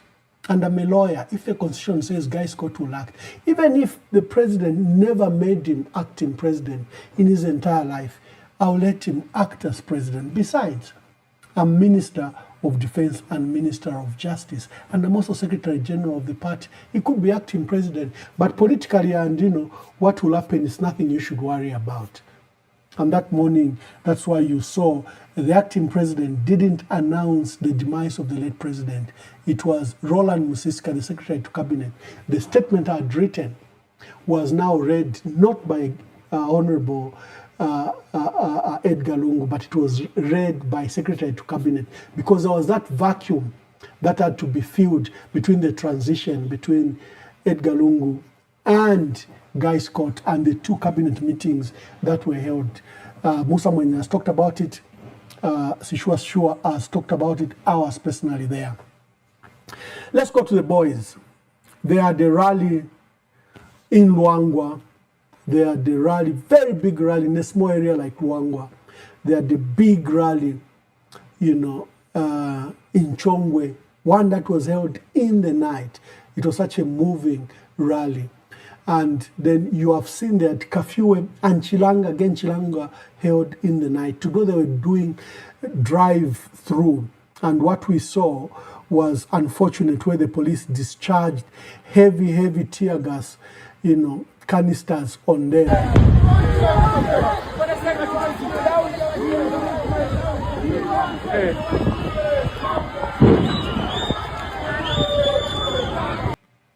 This is total lawlessness coming from the police. Total lawlessness. The ECZ calendar has designated them to be in Lusaka province during this period. And it's just illegal for the police. They are disturbing public peace for them to attempt to stop. Besides the rallies, they are drumming up support for the major last rally they are going to have in Lusaka. And they decided to have a drive-through shows. And the police were heavily armed and tried to disturb. But Lusaka, wherever they passed, received them in huge numbers with hooters, and places were becoming on standstill. I was just reading something that Bernadette Decker, who's an independent candidate for Chongwe West, says she has just met a convoy on Leopards Hill Road, and she says she has seen many presidential convoys, but she's never seen what she saw today. So there is a mood in the country that is favoring the boys. President Hakainde Hichilema is fighting back. He's now in the strongholds of the where the two boys have been. Today he held one of the big rallies in Chilubi and Kaputa. Kaputa, that's where the vice president comes from, and Elvis Nkandu. And remember, there is a ban against the NRPUP from holding any rally in Kaputa. If you have seen any from nomination period, the movement in Kaputa has been very big. So you can see how Elvis Nkandu was invested in the rally in Kaputa to quash the feelings that Kaputa has rejected both Whitney Kapembwa, Mutale Nalumango, and Elvis Nkandu, the two powerful people from the north who are in the UPND. So today, President Hakainde Hichilema held a very big rally in Kaputa, of course, to attempt to quash that little rebellion that has risen against that party, the UPND, against Elvis Nkandu and Mutale Nalumango, to attempt to create a perception that they remain strong. And I'll look for the video and show you. But like I'm saying, all the rallies held by the president, everyone is wearing red, school uniform. It's like he's speaking to his own choir. And the boys are privileged that every rally they have, no regalia, no transport, no nothing, and masses are coming to them. There is clearly a mood in the country.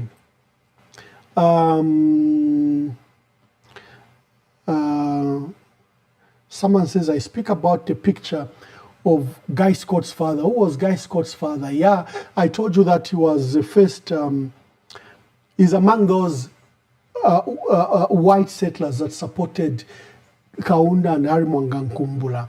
And in this picture, there's Guy Scott's father, Alex Scott. On the left, you can see him.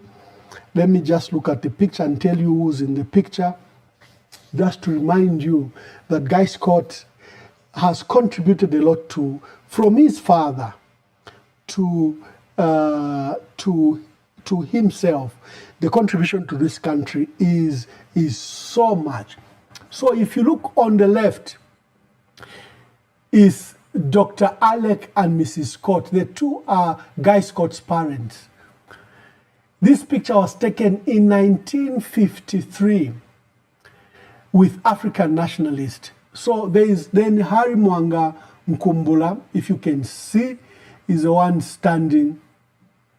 There is His Royal Highness Chief Lishumi Namahalika Musokotwane. There is Chief Lishumi Namahalika Musokotwane. Then there is Dr. Hastings Kamuzu Banda, the person who became life president for Malawi. Then there is Lawrence Chola Katilungu, Avena Luingu, the one that founded, ZCT Youth, trade unionist. He is with Mbiku Stalewanika, Aka's father. The two founded the first trade union in Zambia, and they were also instrumental in founding the first political party in Zambia, the African National Congress. So in 1953 there, you see Lawrence Chola Katilungu. They had traveled to London. You see Dr. Kamuzu Banda, because a federation had just been declared, amalgamating the three countries, Southern Rhodesia, Northern Rhodesia, and Nyasaland as one federal state, one federated state. So there was an uprising by Africans that we are independent states defined as such. The British are amalgamating. For them it was efficiency and administration, because they wanted the capital to be in Salisbury and labor to come from Malawi, which was an agriculture area, and the mines were on the copper belt in Zambia, in northern Rhodesia. So administratively, they wanted to run these colonial entities in an efficient manner. That became a sore point and triggered a strong liberation movement, because now we're not just fighting for our own liberation, but we are also fighting against the federation, until the Moncton Commission was held, that then determined that the three countries have to be separated, and we reverted 10 years later to where the federation was cancelled. Northern Rhodesia had its first election, and Kaunda and UNIP did very well with the ANC, and Kaunda became part of government with his best friend Simon Mwansaka Pwepwe. He was local government minister, and Dr. Kaunda was, what was his position before he became prime minister, but he eventually became prime minister. And we never had elections in 1964. Literally, it was just a transition arising from the elections that were held in 1963 after the federation was abolished and the three countries became separate states once again.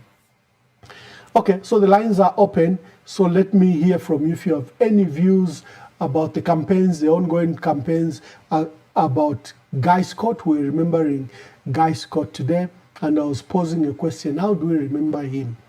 And I've given you the narration of Father Dupont, who was both Bishop of Kasama and also became the Chitimukulu. Senior Chief Mwamba, he held those positions in Chitimukulu. To date, we remember him. The only white Chitimukulu we've had in the history of the Bemba people. Guy Scott was like that. Then I gave you the scenario in South Africa of the interim president for 9 months.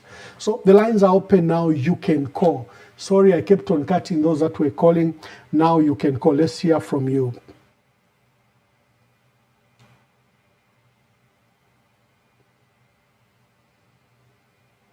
Let's hear from you. Let's hear from you. The lines are open. Let me just switch on the phone. Sorry, the phone was off. But if you know my other line that usually people call on, you can call.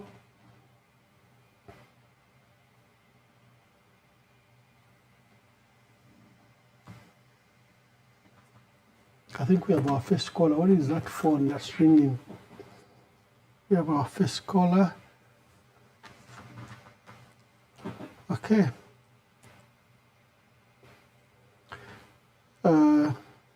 Hello, caller. Please tell us your name and where you are calling us from and make your contribution. Brother Emmanuel, this is your colleague, Kafwimbi. My dear brother, make your contribution. Let me reduce this. Okay. Yes. Dr. Scott. Dr. Scott, I'll always call him a black man in a white man's suit. Because if someone has fought for us Africans, it is Dr. Scott. But he was an African, as far as he believed. He was a pure African. And despite his race, all we can do is pray for his family and say thanks to him. And we give him, oh my God, and you put this photo of him. That's very hurtful by Mwamba, what you have done.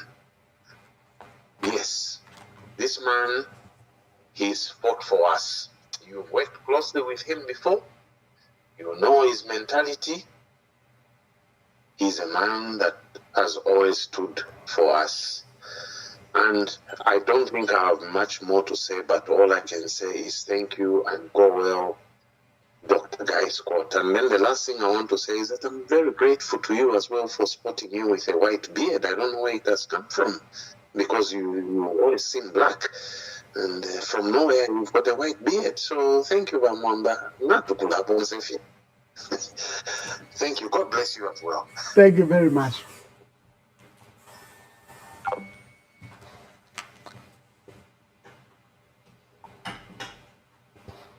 Hello, caller. Please tell us your name and where you're calling us from and make your contribution. My name is Habenzu Haloka. First and foremost, I want to say my condolences to the family of the Guy Scott. I'm a UPND supporter, and I've supported the HH wholeheartedly. There's no any party that I've ever supported. I've been a member of UPND since then, but I can tell you that at one time I was arrested, I was in prison, and first of all, sorry that I'm going to speak something that is totally different from your today's program, but I'm also a regular listener of this program. Let me go back to my story. I was arrested and I was in prison with a certain charges that I don't want to disclose. While I was serving, HH is in opposition. We met, and these people who were co-charged. And during that time, we interacted several times and the groups were made. Remember, on this platform, I am calling with full, with goodness on my heart. It's up to you how you are going to relate this conversation. Remember, as of 2 weeks ago, when the campaigns were now fully charged, we saw how the opposition has been running and tried that's when a big cloth came out from our faces, even including the face of the president, that indeed we have the opposition. But the plans of the oppositions are not good at all. As of last week, remember, we had a meeting of trying to eliminate the both Makebi and the Munduvile. It is at that time that I decided that I should move out from this group. The plans of the current regime of UPND has got no good at all for this country, but is to put anarchy. So when you see the police officers doing what they're doing, it is nothing but trying to bring confusion. Indeed, there is a group of people among ourselves. That's why I said I started with the prison, because the prison is where a group was formed to attack and to arm this is the topic of another day, but I want to tell you that the people, even those who are doing a lot of danger, they were coming from the prisons in line with the current commissioner, the Deputy Commissioner of Prison General. That's why there was that promotion from the sergeant to that level, because the idea was if somebody comes out from prison, go and do all kind of dirty job outside and go back in the evening in the prison. That's what was happening. And now as we speak, and some of the guys in prison, they were from Tanzania, the foreigners. And if foreigners would come in this country and cause havoc, because they have nowhere, they have nothing to lose, they are coming from other countries.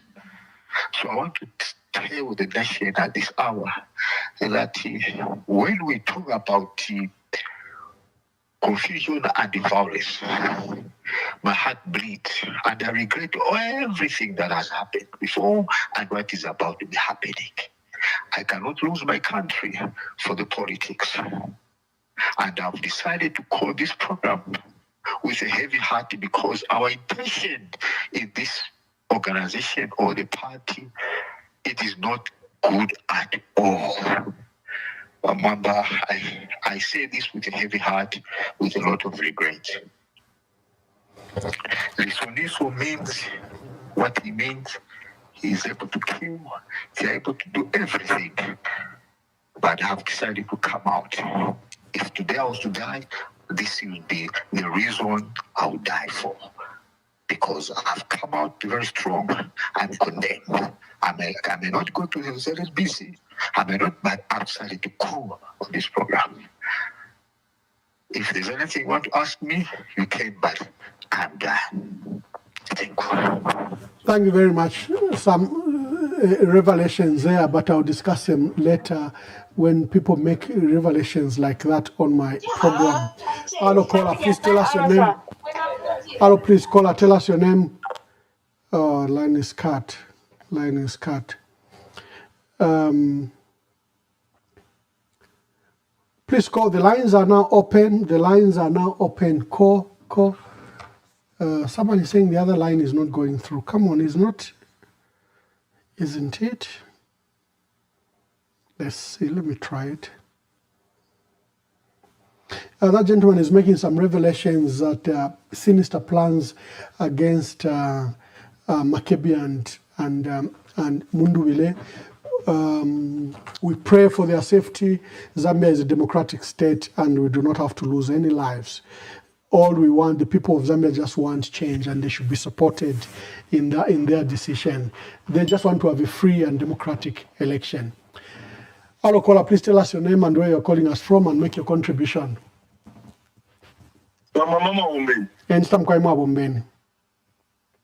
No, we are very grateful to have you today on the EMV. Bamwamba, inende lomba kuti ndande gopa fintu fimwe festi kam Zambia. I will just go straight. Ushiku fuile nsofu. Neli ashi mumushiri ba muri ansofu. Ngatule ubukisha ama kampeni baisi zetabene takwali wabatungirire balipangire election campaign timetable which they are allocated to every political party abalista participate in this election. Balanga kulanda tiba president akainde ichire mabena bakulaenda fi. Ngefu twachimuna wa president akainde ichire mabachi ba ku Northern Province kwa Kaputa na kuchirubi na konse. Nomba inecho ndefo kushiba kufye. Balaba police bachikonka ba Brian Munduwile. Ilio the timetable is talking about Brian Munduwile wa province, Lusaka province. Bachi amukushite finish. Ama Zambianzi tuishive kwa alibaba umimunda. Abantu bamo bale ilanga pamenso kwati bantunsi. Uyu president tuwa kwa tate muntu musuma. Nale sta kampeni kwa Kaputa kuchirubi kuisa konse kulo kwa chiba. balaba polisi bakonka ba Brian Mundubile na Makebi Zulu mwakalingalinga baalisha matia gas na ma life bullet katuishinga bachifu okwipa ya Brian Mundubile nga ni Makebi pabache no mwana ala ubutungulushi takwa bogusu omulopa ifufwe na Zambia twalisala inshila ya kusalila mo intungulushi ma election bakainde ichilema balima paswe kati balibomba nga balibomba bakainde ba ichilema balolele amazambians to judge amazambia ne majudge wala judge nga bakainde efyo babomba kuchilesho bale ichita and two ndefo kuchita piu kuma opposition problem tukweta ma opposition bali bebele ko batiseni pamo tamukwete capacity yaku ya imomweka tabale umfwa beshi bokweba ati amazambia necho balefu afye ukweba ati chalo chilubulwe andi bosa amazambia ntwikale pamo andi chimbe wa mwambeto ndefo kuchita eko nilya statement ya Landile Muhabi Lungu pa Prime TV waka inde ichilema baleke ilia kweba ati nga bali kuma region yambi bale bebo kweba ati yo aba hukumwika basala aba fumo kumwika basala nga mwa basala mukaya ku intercity bakala miuma elomba nga baya ku northern region na ku northern block bale punda one Zambia one nation waka inde ichilema nga bali upa ba mutinto bafuna kumushikumo ama Zambia ntwali upa nakale bakaonde bali upana na ba kuchipata bakalunda bali upana na batonga bakalubale bali upana na babemba so bakainde ichilema lya behavior bakwata ilya ya kulanga sugar coating amazambian kwati na bachenjera tafya abafu iyo amazambian bali upa ilya kwebati ngaba kuzambezi region bakainde ichilema is trying to preach a different a message ngaba ku northern block before ku stop preach one Zambia one nation baka inde ichile mama Zambians bali bapere 5 years ukuthi nimo ba president bombeni so baka inde ichile ma balande fe kuma Zambia nesho ba bombele nesho chiyalenga kwete mazambia ne baka bawe shape vimbi. That is very important. I just want to echo batonse na bapamozi ama election ba isize tibali panga timetable wakainde ichile mara ista campaign uko na batonsa fule bashita campaign takulifya kweba tikuli national morning tatwa bebele ba isize tibapange timetable ba isize ba electoral commission of Zambia bebe abena Zambia kweba tinga twashita stop ama election who's going to compensate the time for other political party wakainde ichile is not special. They are in the competition of election so that kama ina Zambia bakasali takulisha kwati waka inde bene bane chita campaign kulia elo bambi bambo kubashupa kuli wa police bashitefe behave chichalo chabe na Zambia batekanye. I submit. Thank you very much. Today we are discussing the late President Dr. Guy Scott, and someone has brought up this important issue. What happens in this period of national mourning? Do you suspend the period of campaigns? What happens? I don't know what will be decided, but it's very important that for the opposition, every time you hold any rally, any meetings, during this period, just remember Dr. Guy Scott, offer your condolences and observe a minute of silence. Besides, we are still mourning the late President, Dr. Edgar Chagwa Lungu. We still haven't put him to rest. So, yet we are in full gear and full campaigns. And here is another matter. Again, we are campaigning while we have the former Vice President who has died.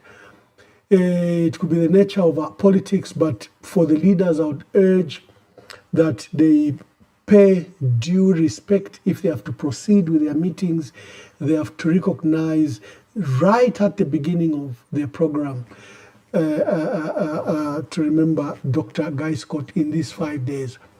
Like the callers feared, as we have seen, President Hakainde Hichilema today had 2 rallies, one in Chilubi and one in Kaputa.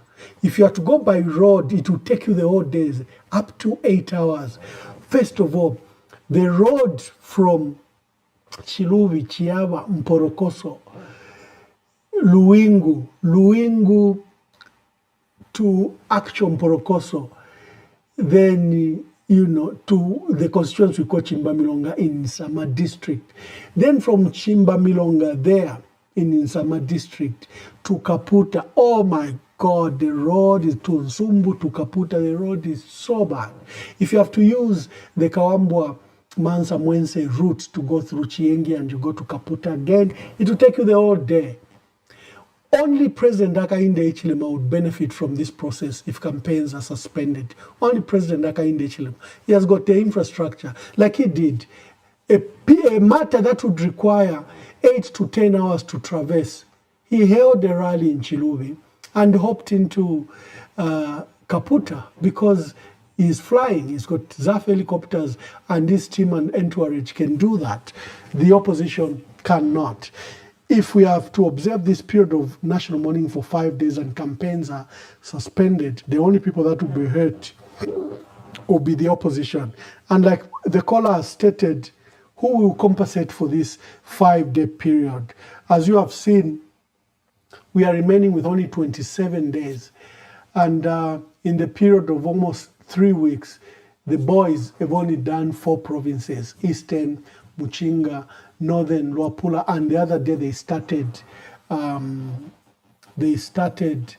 Lusaka province. They are yet to deal with Central Province, Copperbelt, Northwestern Province, Western Province, and Southern Province. A huge undertaking. But what do you think? What are your views? You can tell me in the comment, or the lines are open, you can call.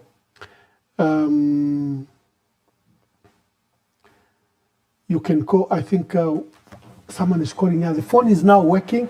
The one you were saying is not going through. It is working. I've seen some calls are coming through.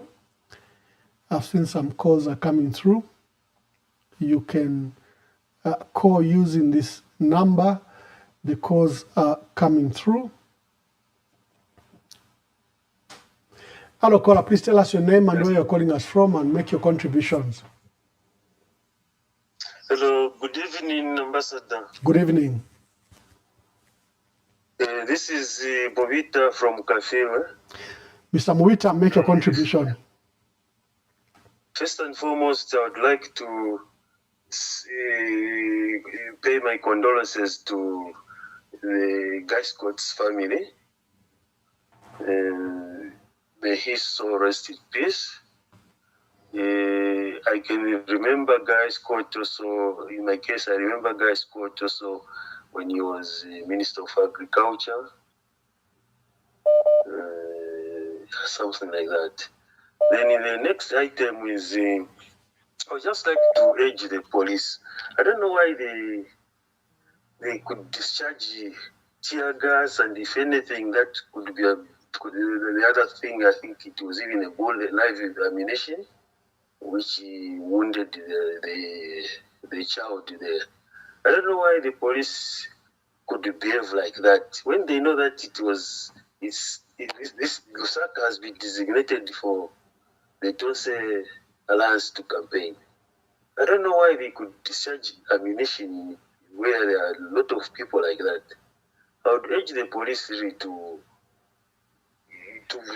act professionally. It's not good to be acting like this in this time of campaign. That was very bad, actually.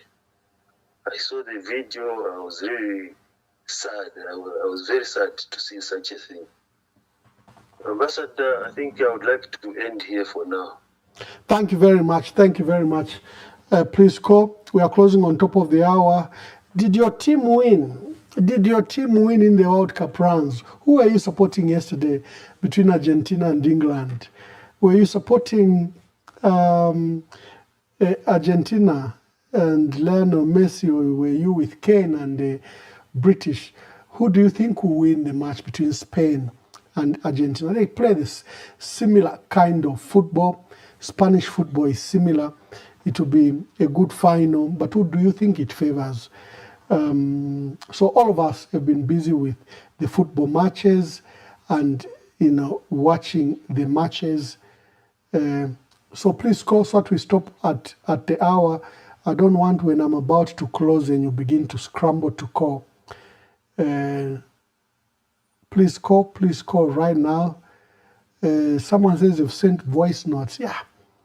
Not reading my voice notes. It's something we have to learn probably to say we play your voice notes.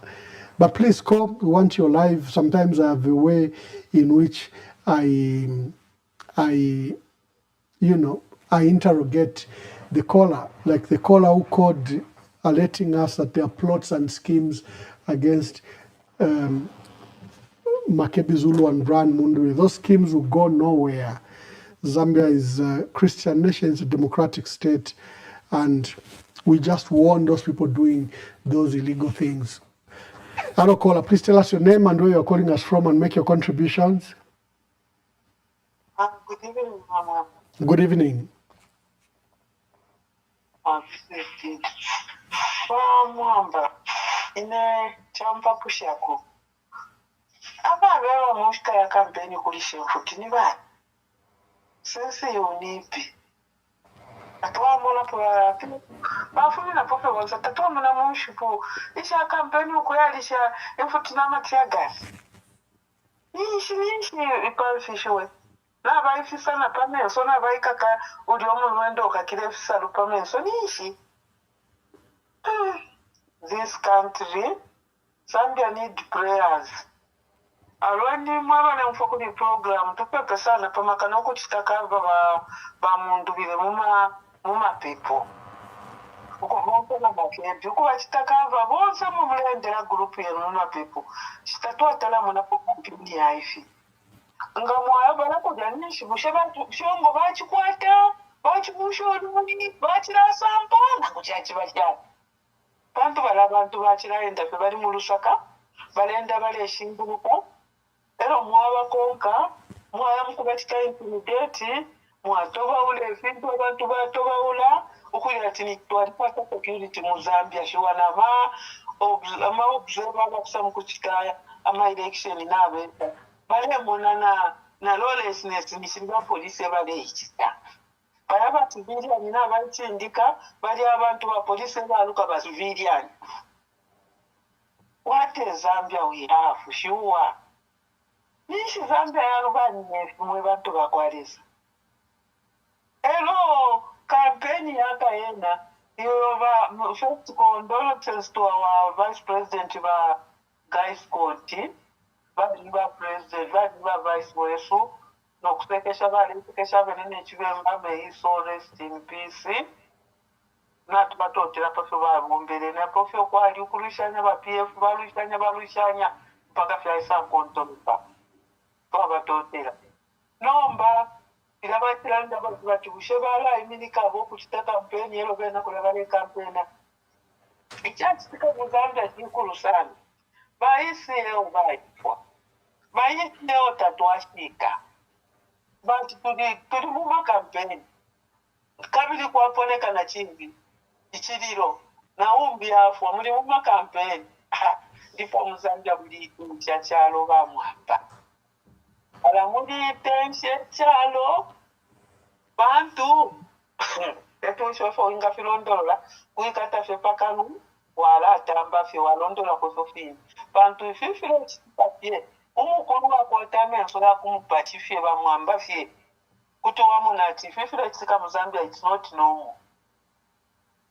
Ama blood ya abantu basuma na tumono mwana kasho basanka wire nyona uko kumozo uko nomba mira pashinda cyala sumo mwana omunono mwasumye omulopa ta every week kula sumya blood ni campaign yakwe chishi chishopere uko abafya ababumba ba police state bale konka na fidya ku emirimo ilalandira yalandira sowe kangana obomba yalandira noti muneno nganja ati bakonkenika bakiteni intimidate kabala nikabiyeni kujekubali mushabali te Zambia yabo chalo nshibafuma ku pantu Zambia yabo teindi Zambia takwa bama Zambia yabiri mubapere ati abamundu byana makebala mbo kuchita campaign ku Zambia uko takwaba Zambia yaba wani Zambia and this one Zambia one nation and our mother Zambia nisha our mother Zambia yasalukila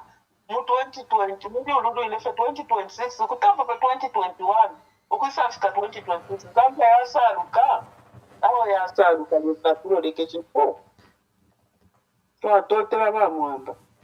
Thank you very much. The discharge of that tear gas and live ammunition in Kalingalinga is totally uncalled for. The police brought lawlessness and endangered the lives of ordinary people and civilians. The action of the police are totally careless. It's not not a matter of public order they were restoring, because there was no public order that was destroyed. There was no public order that was destroyed. So it's the police with their lawlessness that had brought this confusion. So please call and make your contribution. Please make your call and let's hear from you. Let's hear from you. I'll be closing on top of the hour.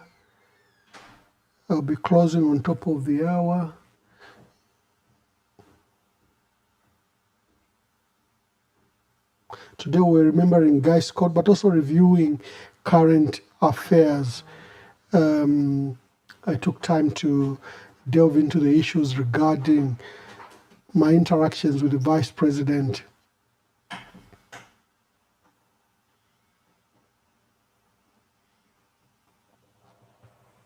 Hello, caller. Please tell us your name and where you're calling us from and make your contribution. Hello, caller. Hello, caller. Uh-oh. Hello, caller. Yes, caller, make your contribution. Tell us your name and where you're calling us from and make your contribution.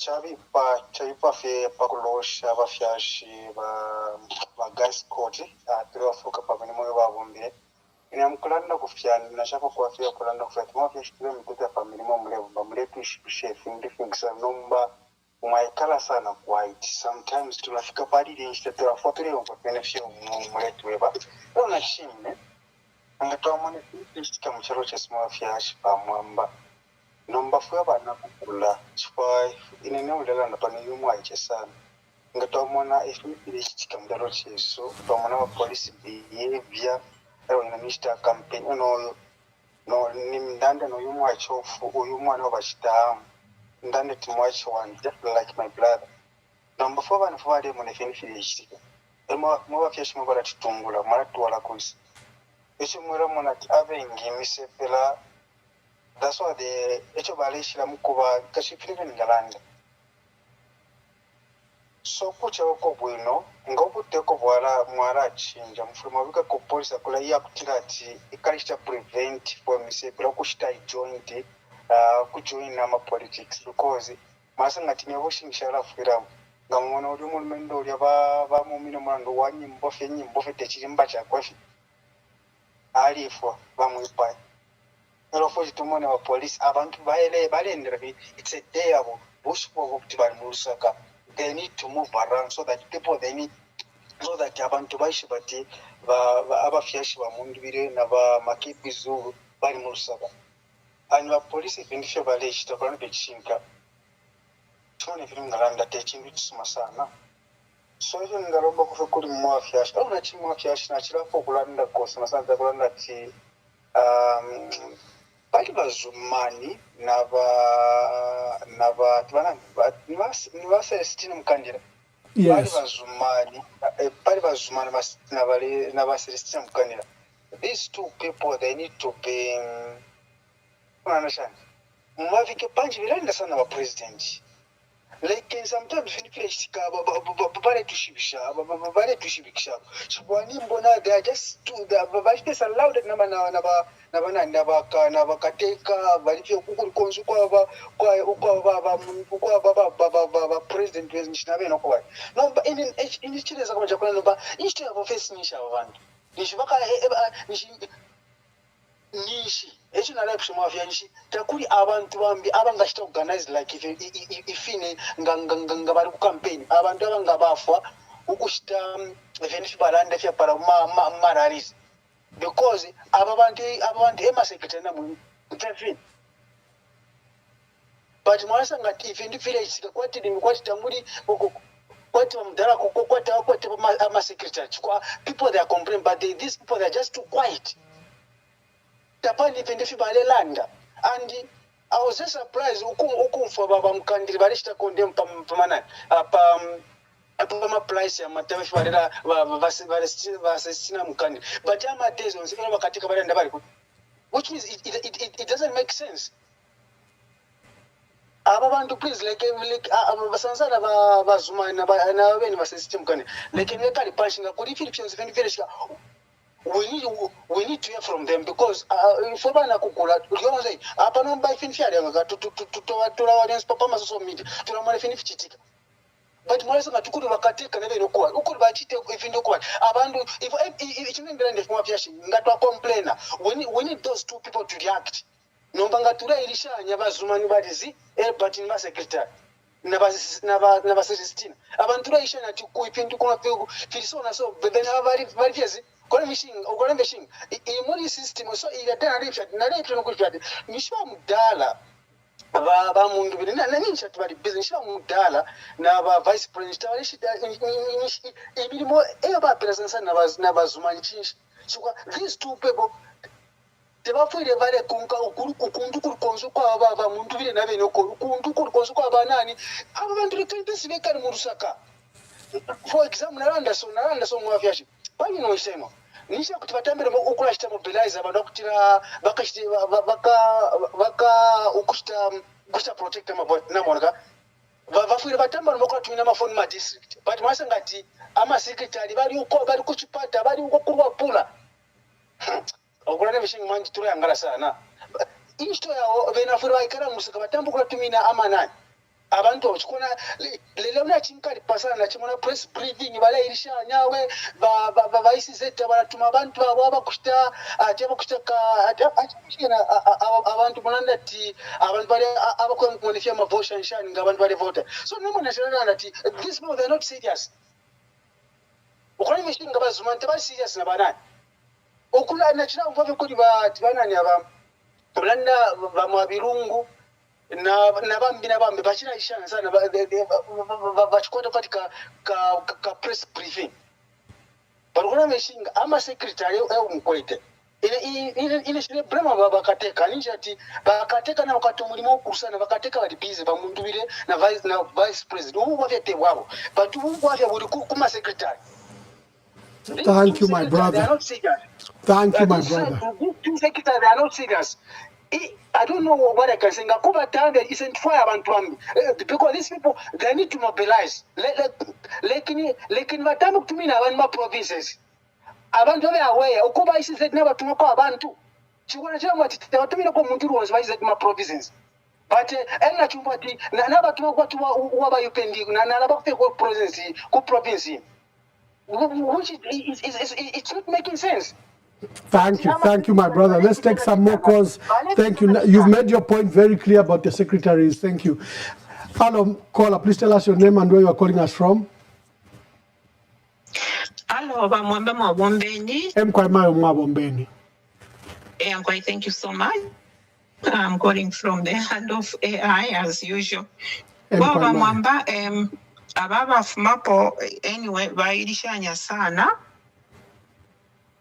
But I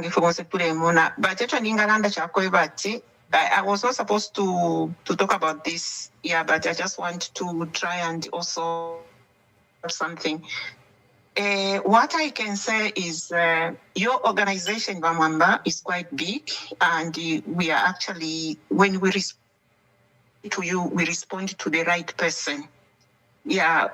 from what I can see, I'm sure abali mubonse badishiba if you think fibombwa organize. This is what I can say. They know how they are organizing themselves.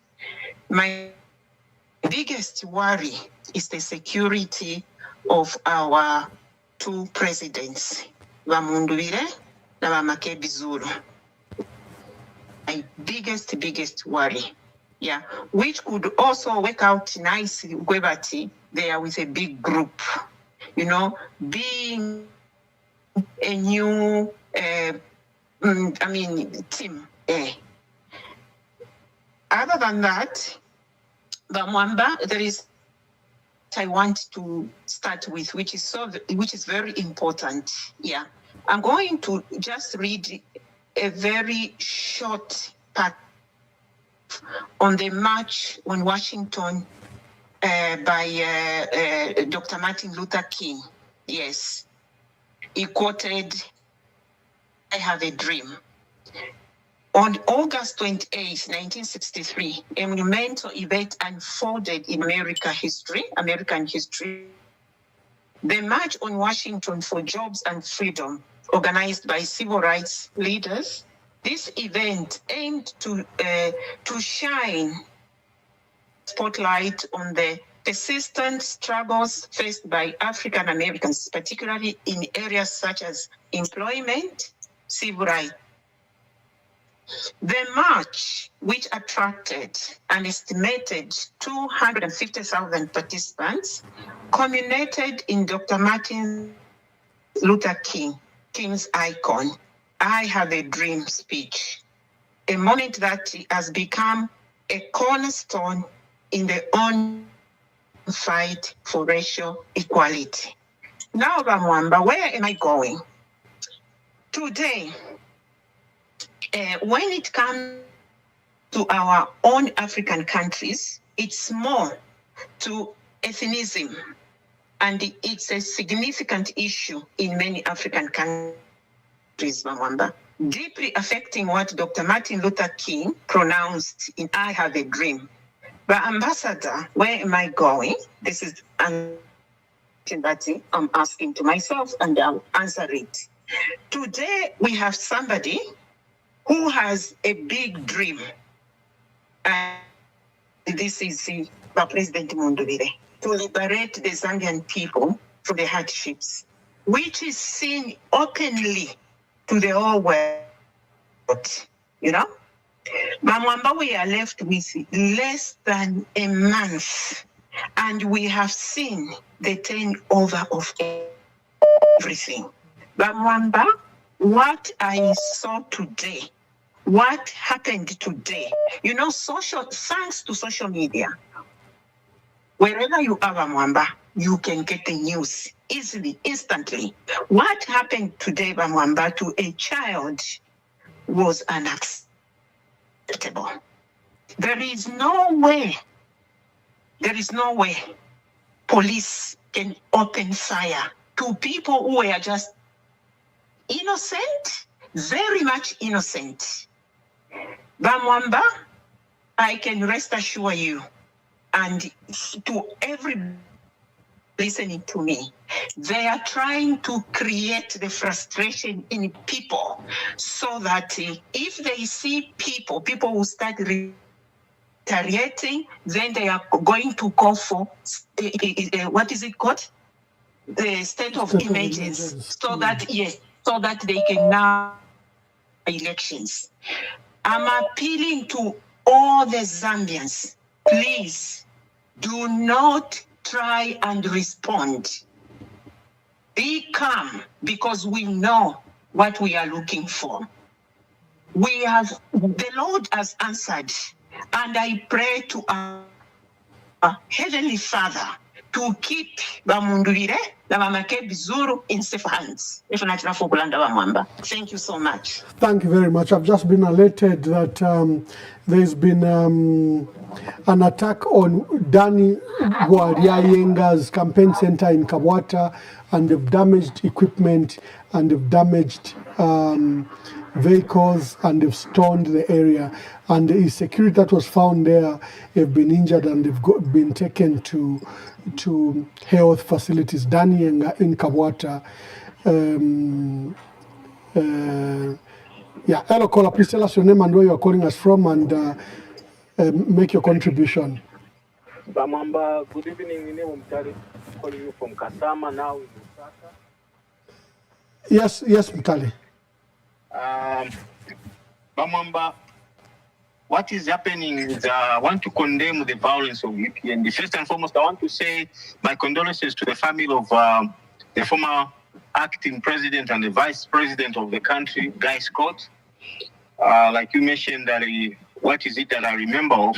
I remember of in the manner, the way he was trying to speak or to be black, to be an African, to be a Zambian. He really tried to be, because every time you walk and find him, he would speak in Nyanja or Bemba. At least he tried those things.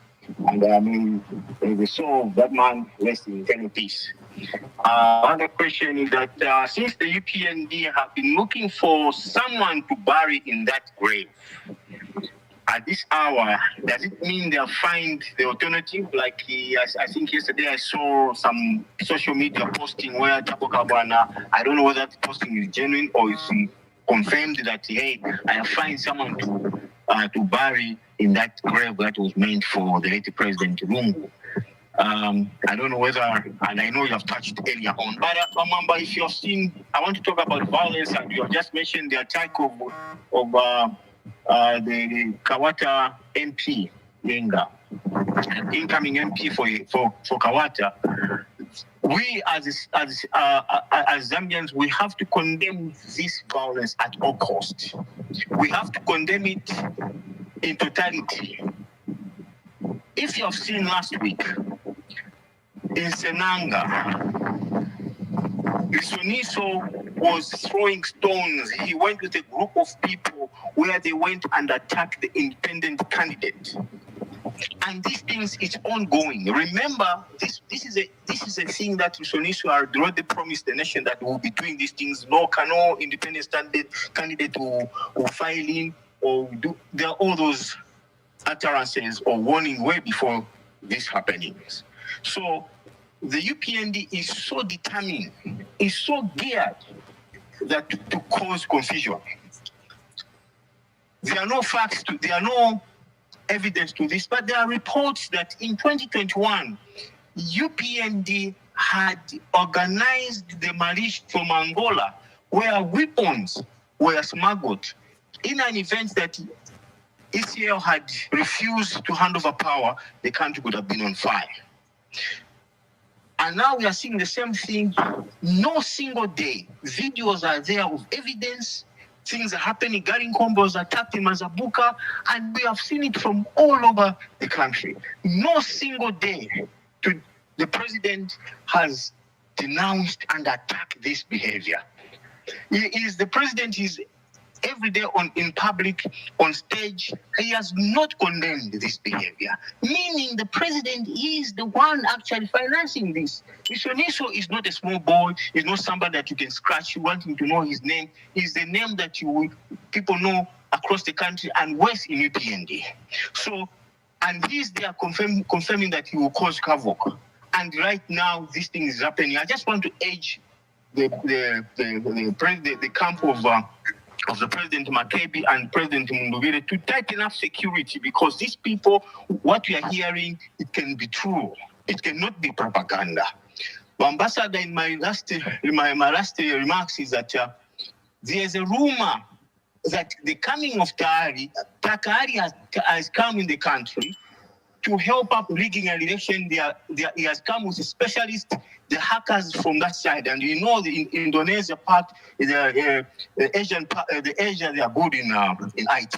He has come with the people trying to do whatever they can, and the snipers. I don't know how true it is, but this story is there.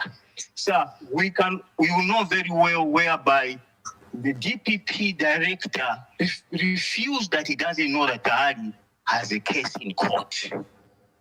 And yet it was the DPP which was prosecuting Tahari. And today the DPP director is refusing, or he pretends that he doesn't know anything. So everything can tell that what is it that is going on? What is it that is being cooked? And these are the things that we have to take keen interest in as a people, as a nation. Thank you. Thank you very much.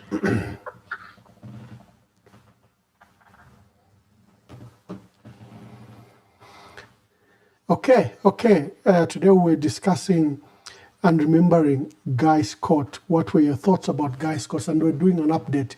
We are in an election season, 27 days before to go. We have to also touch on the politics and what's going on. And there's been the World Cup also that has kept you busy. But our country, I think, has been kept very busy with the campaigns as we edge closer. Okay. So today we're remembering Guy Lindsay Scott. The Zambian government has declared 5 days of national mourning. He'll be remembered as our vice president. He was MP for Mpika and later Lusaka Central, and he formed his own party, Lima Party. He came and joined the PF in 2001, and as we say, the rest is history. We remember him very well, his contribution to the country, and his wife, Charlotte Scott. Our deepest condolences to Madame Charlotte Scott. We'll see if we can have another broadcast. Today we had this special broadcast dedicated to Dr. Guy Scott. Of course, we use the opportunity to discuss other things. So, good day. We'll see you tomorrow.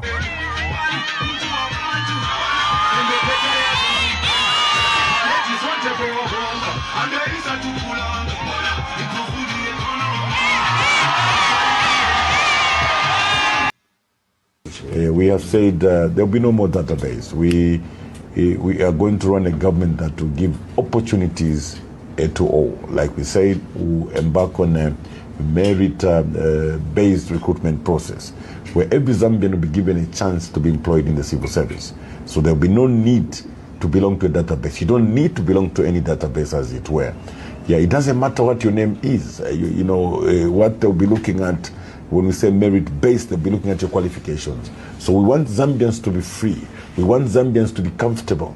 We don't want Zambians to begin to change their names so that they qualify for certain positions. Maintain your names. Be who you are. You will still be given a chance.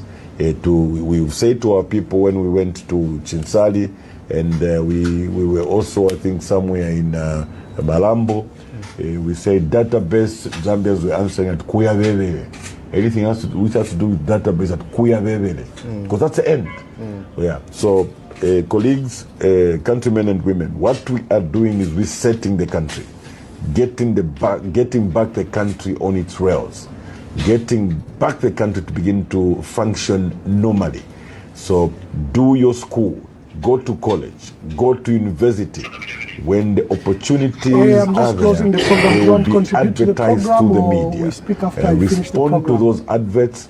The selection process will be transparent. For those cases where we want to employ at district level, the names that will be stuck at DEB's office for those that have been chosen to be employed as teachers, there will be people that people that interact with freely. Those that will be chosen as a regular contributor, a friend of ours from UK. Hello, caller, please tell us your name and where you're calling us from and what will be your contribution. Thank you very much, Ambassador. Well, my name is Isaac Mlezuma Njovu. Yes, Isaac. Diaspora Coordinator Chairperson. Indeed, we have been observing what is been undertaking and what is happening back home.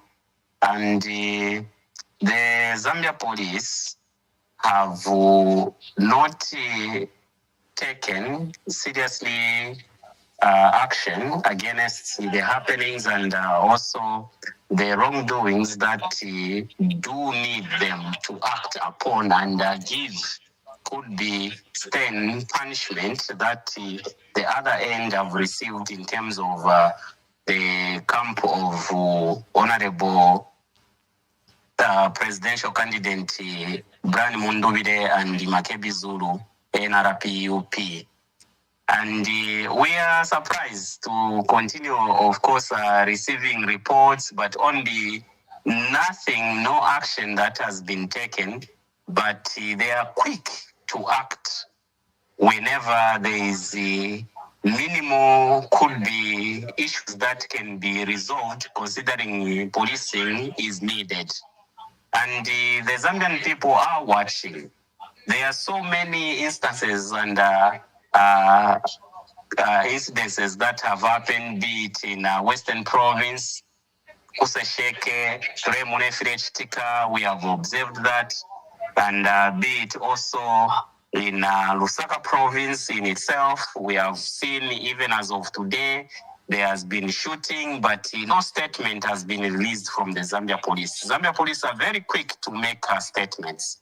Even the ECZ are very quick to punish or to give, instructions that at the end of the day will affect the activities involving the opposition, yet leave the ruling party freely and go scot-free without any punishment, without them being mentioned with all the wrongs that they are doing. So it's very sad, but the good part is that the Zambian people are watching. We live in a digital era, and everyone is seeing what is happening. And what I can say is that from a distance and being in diaspora, we are observing and very steadfast.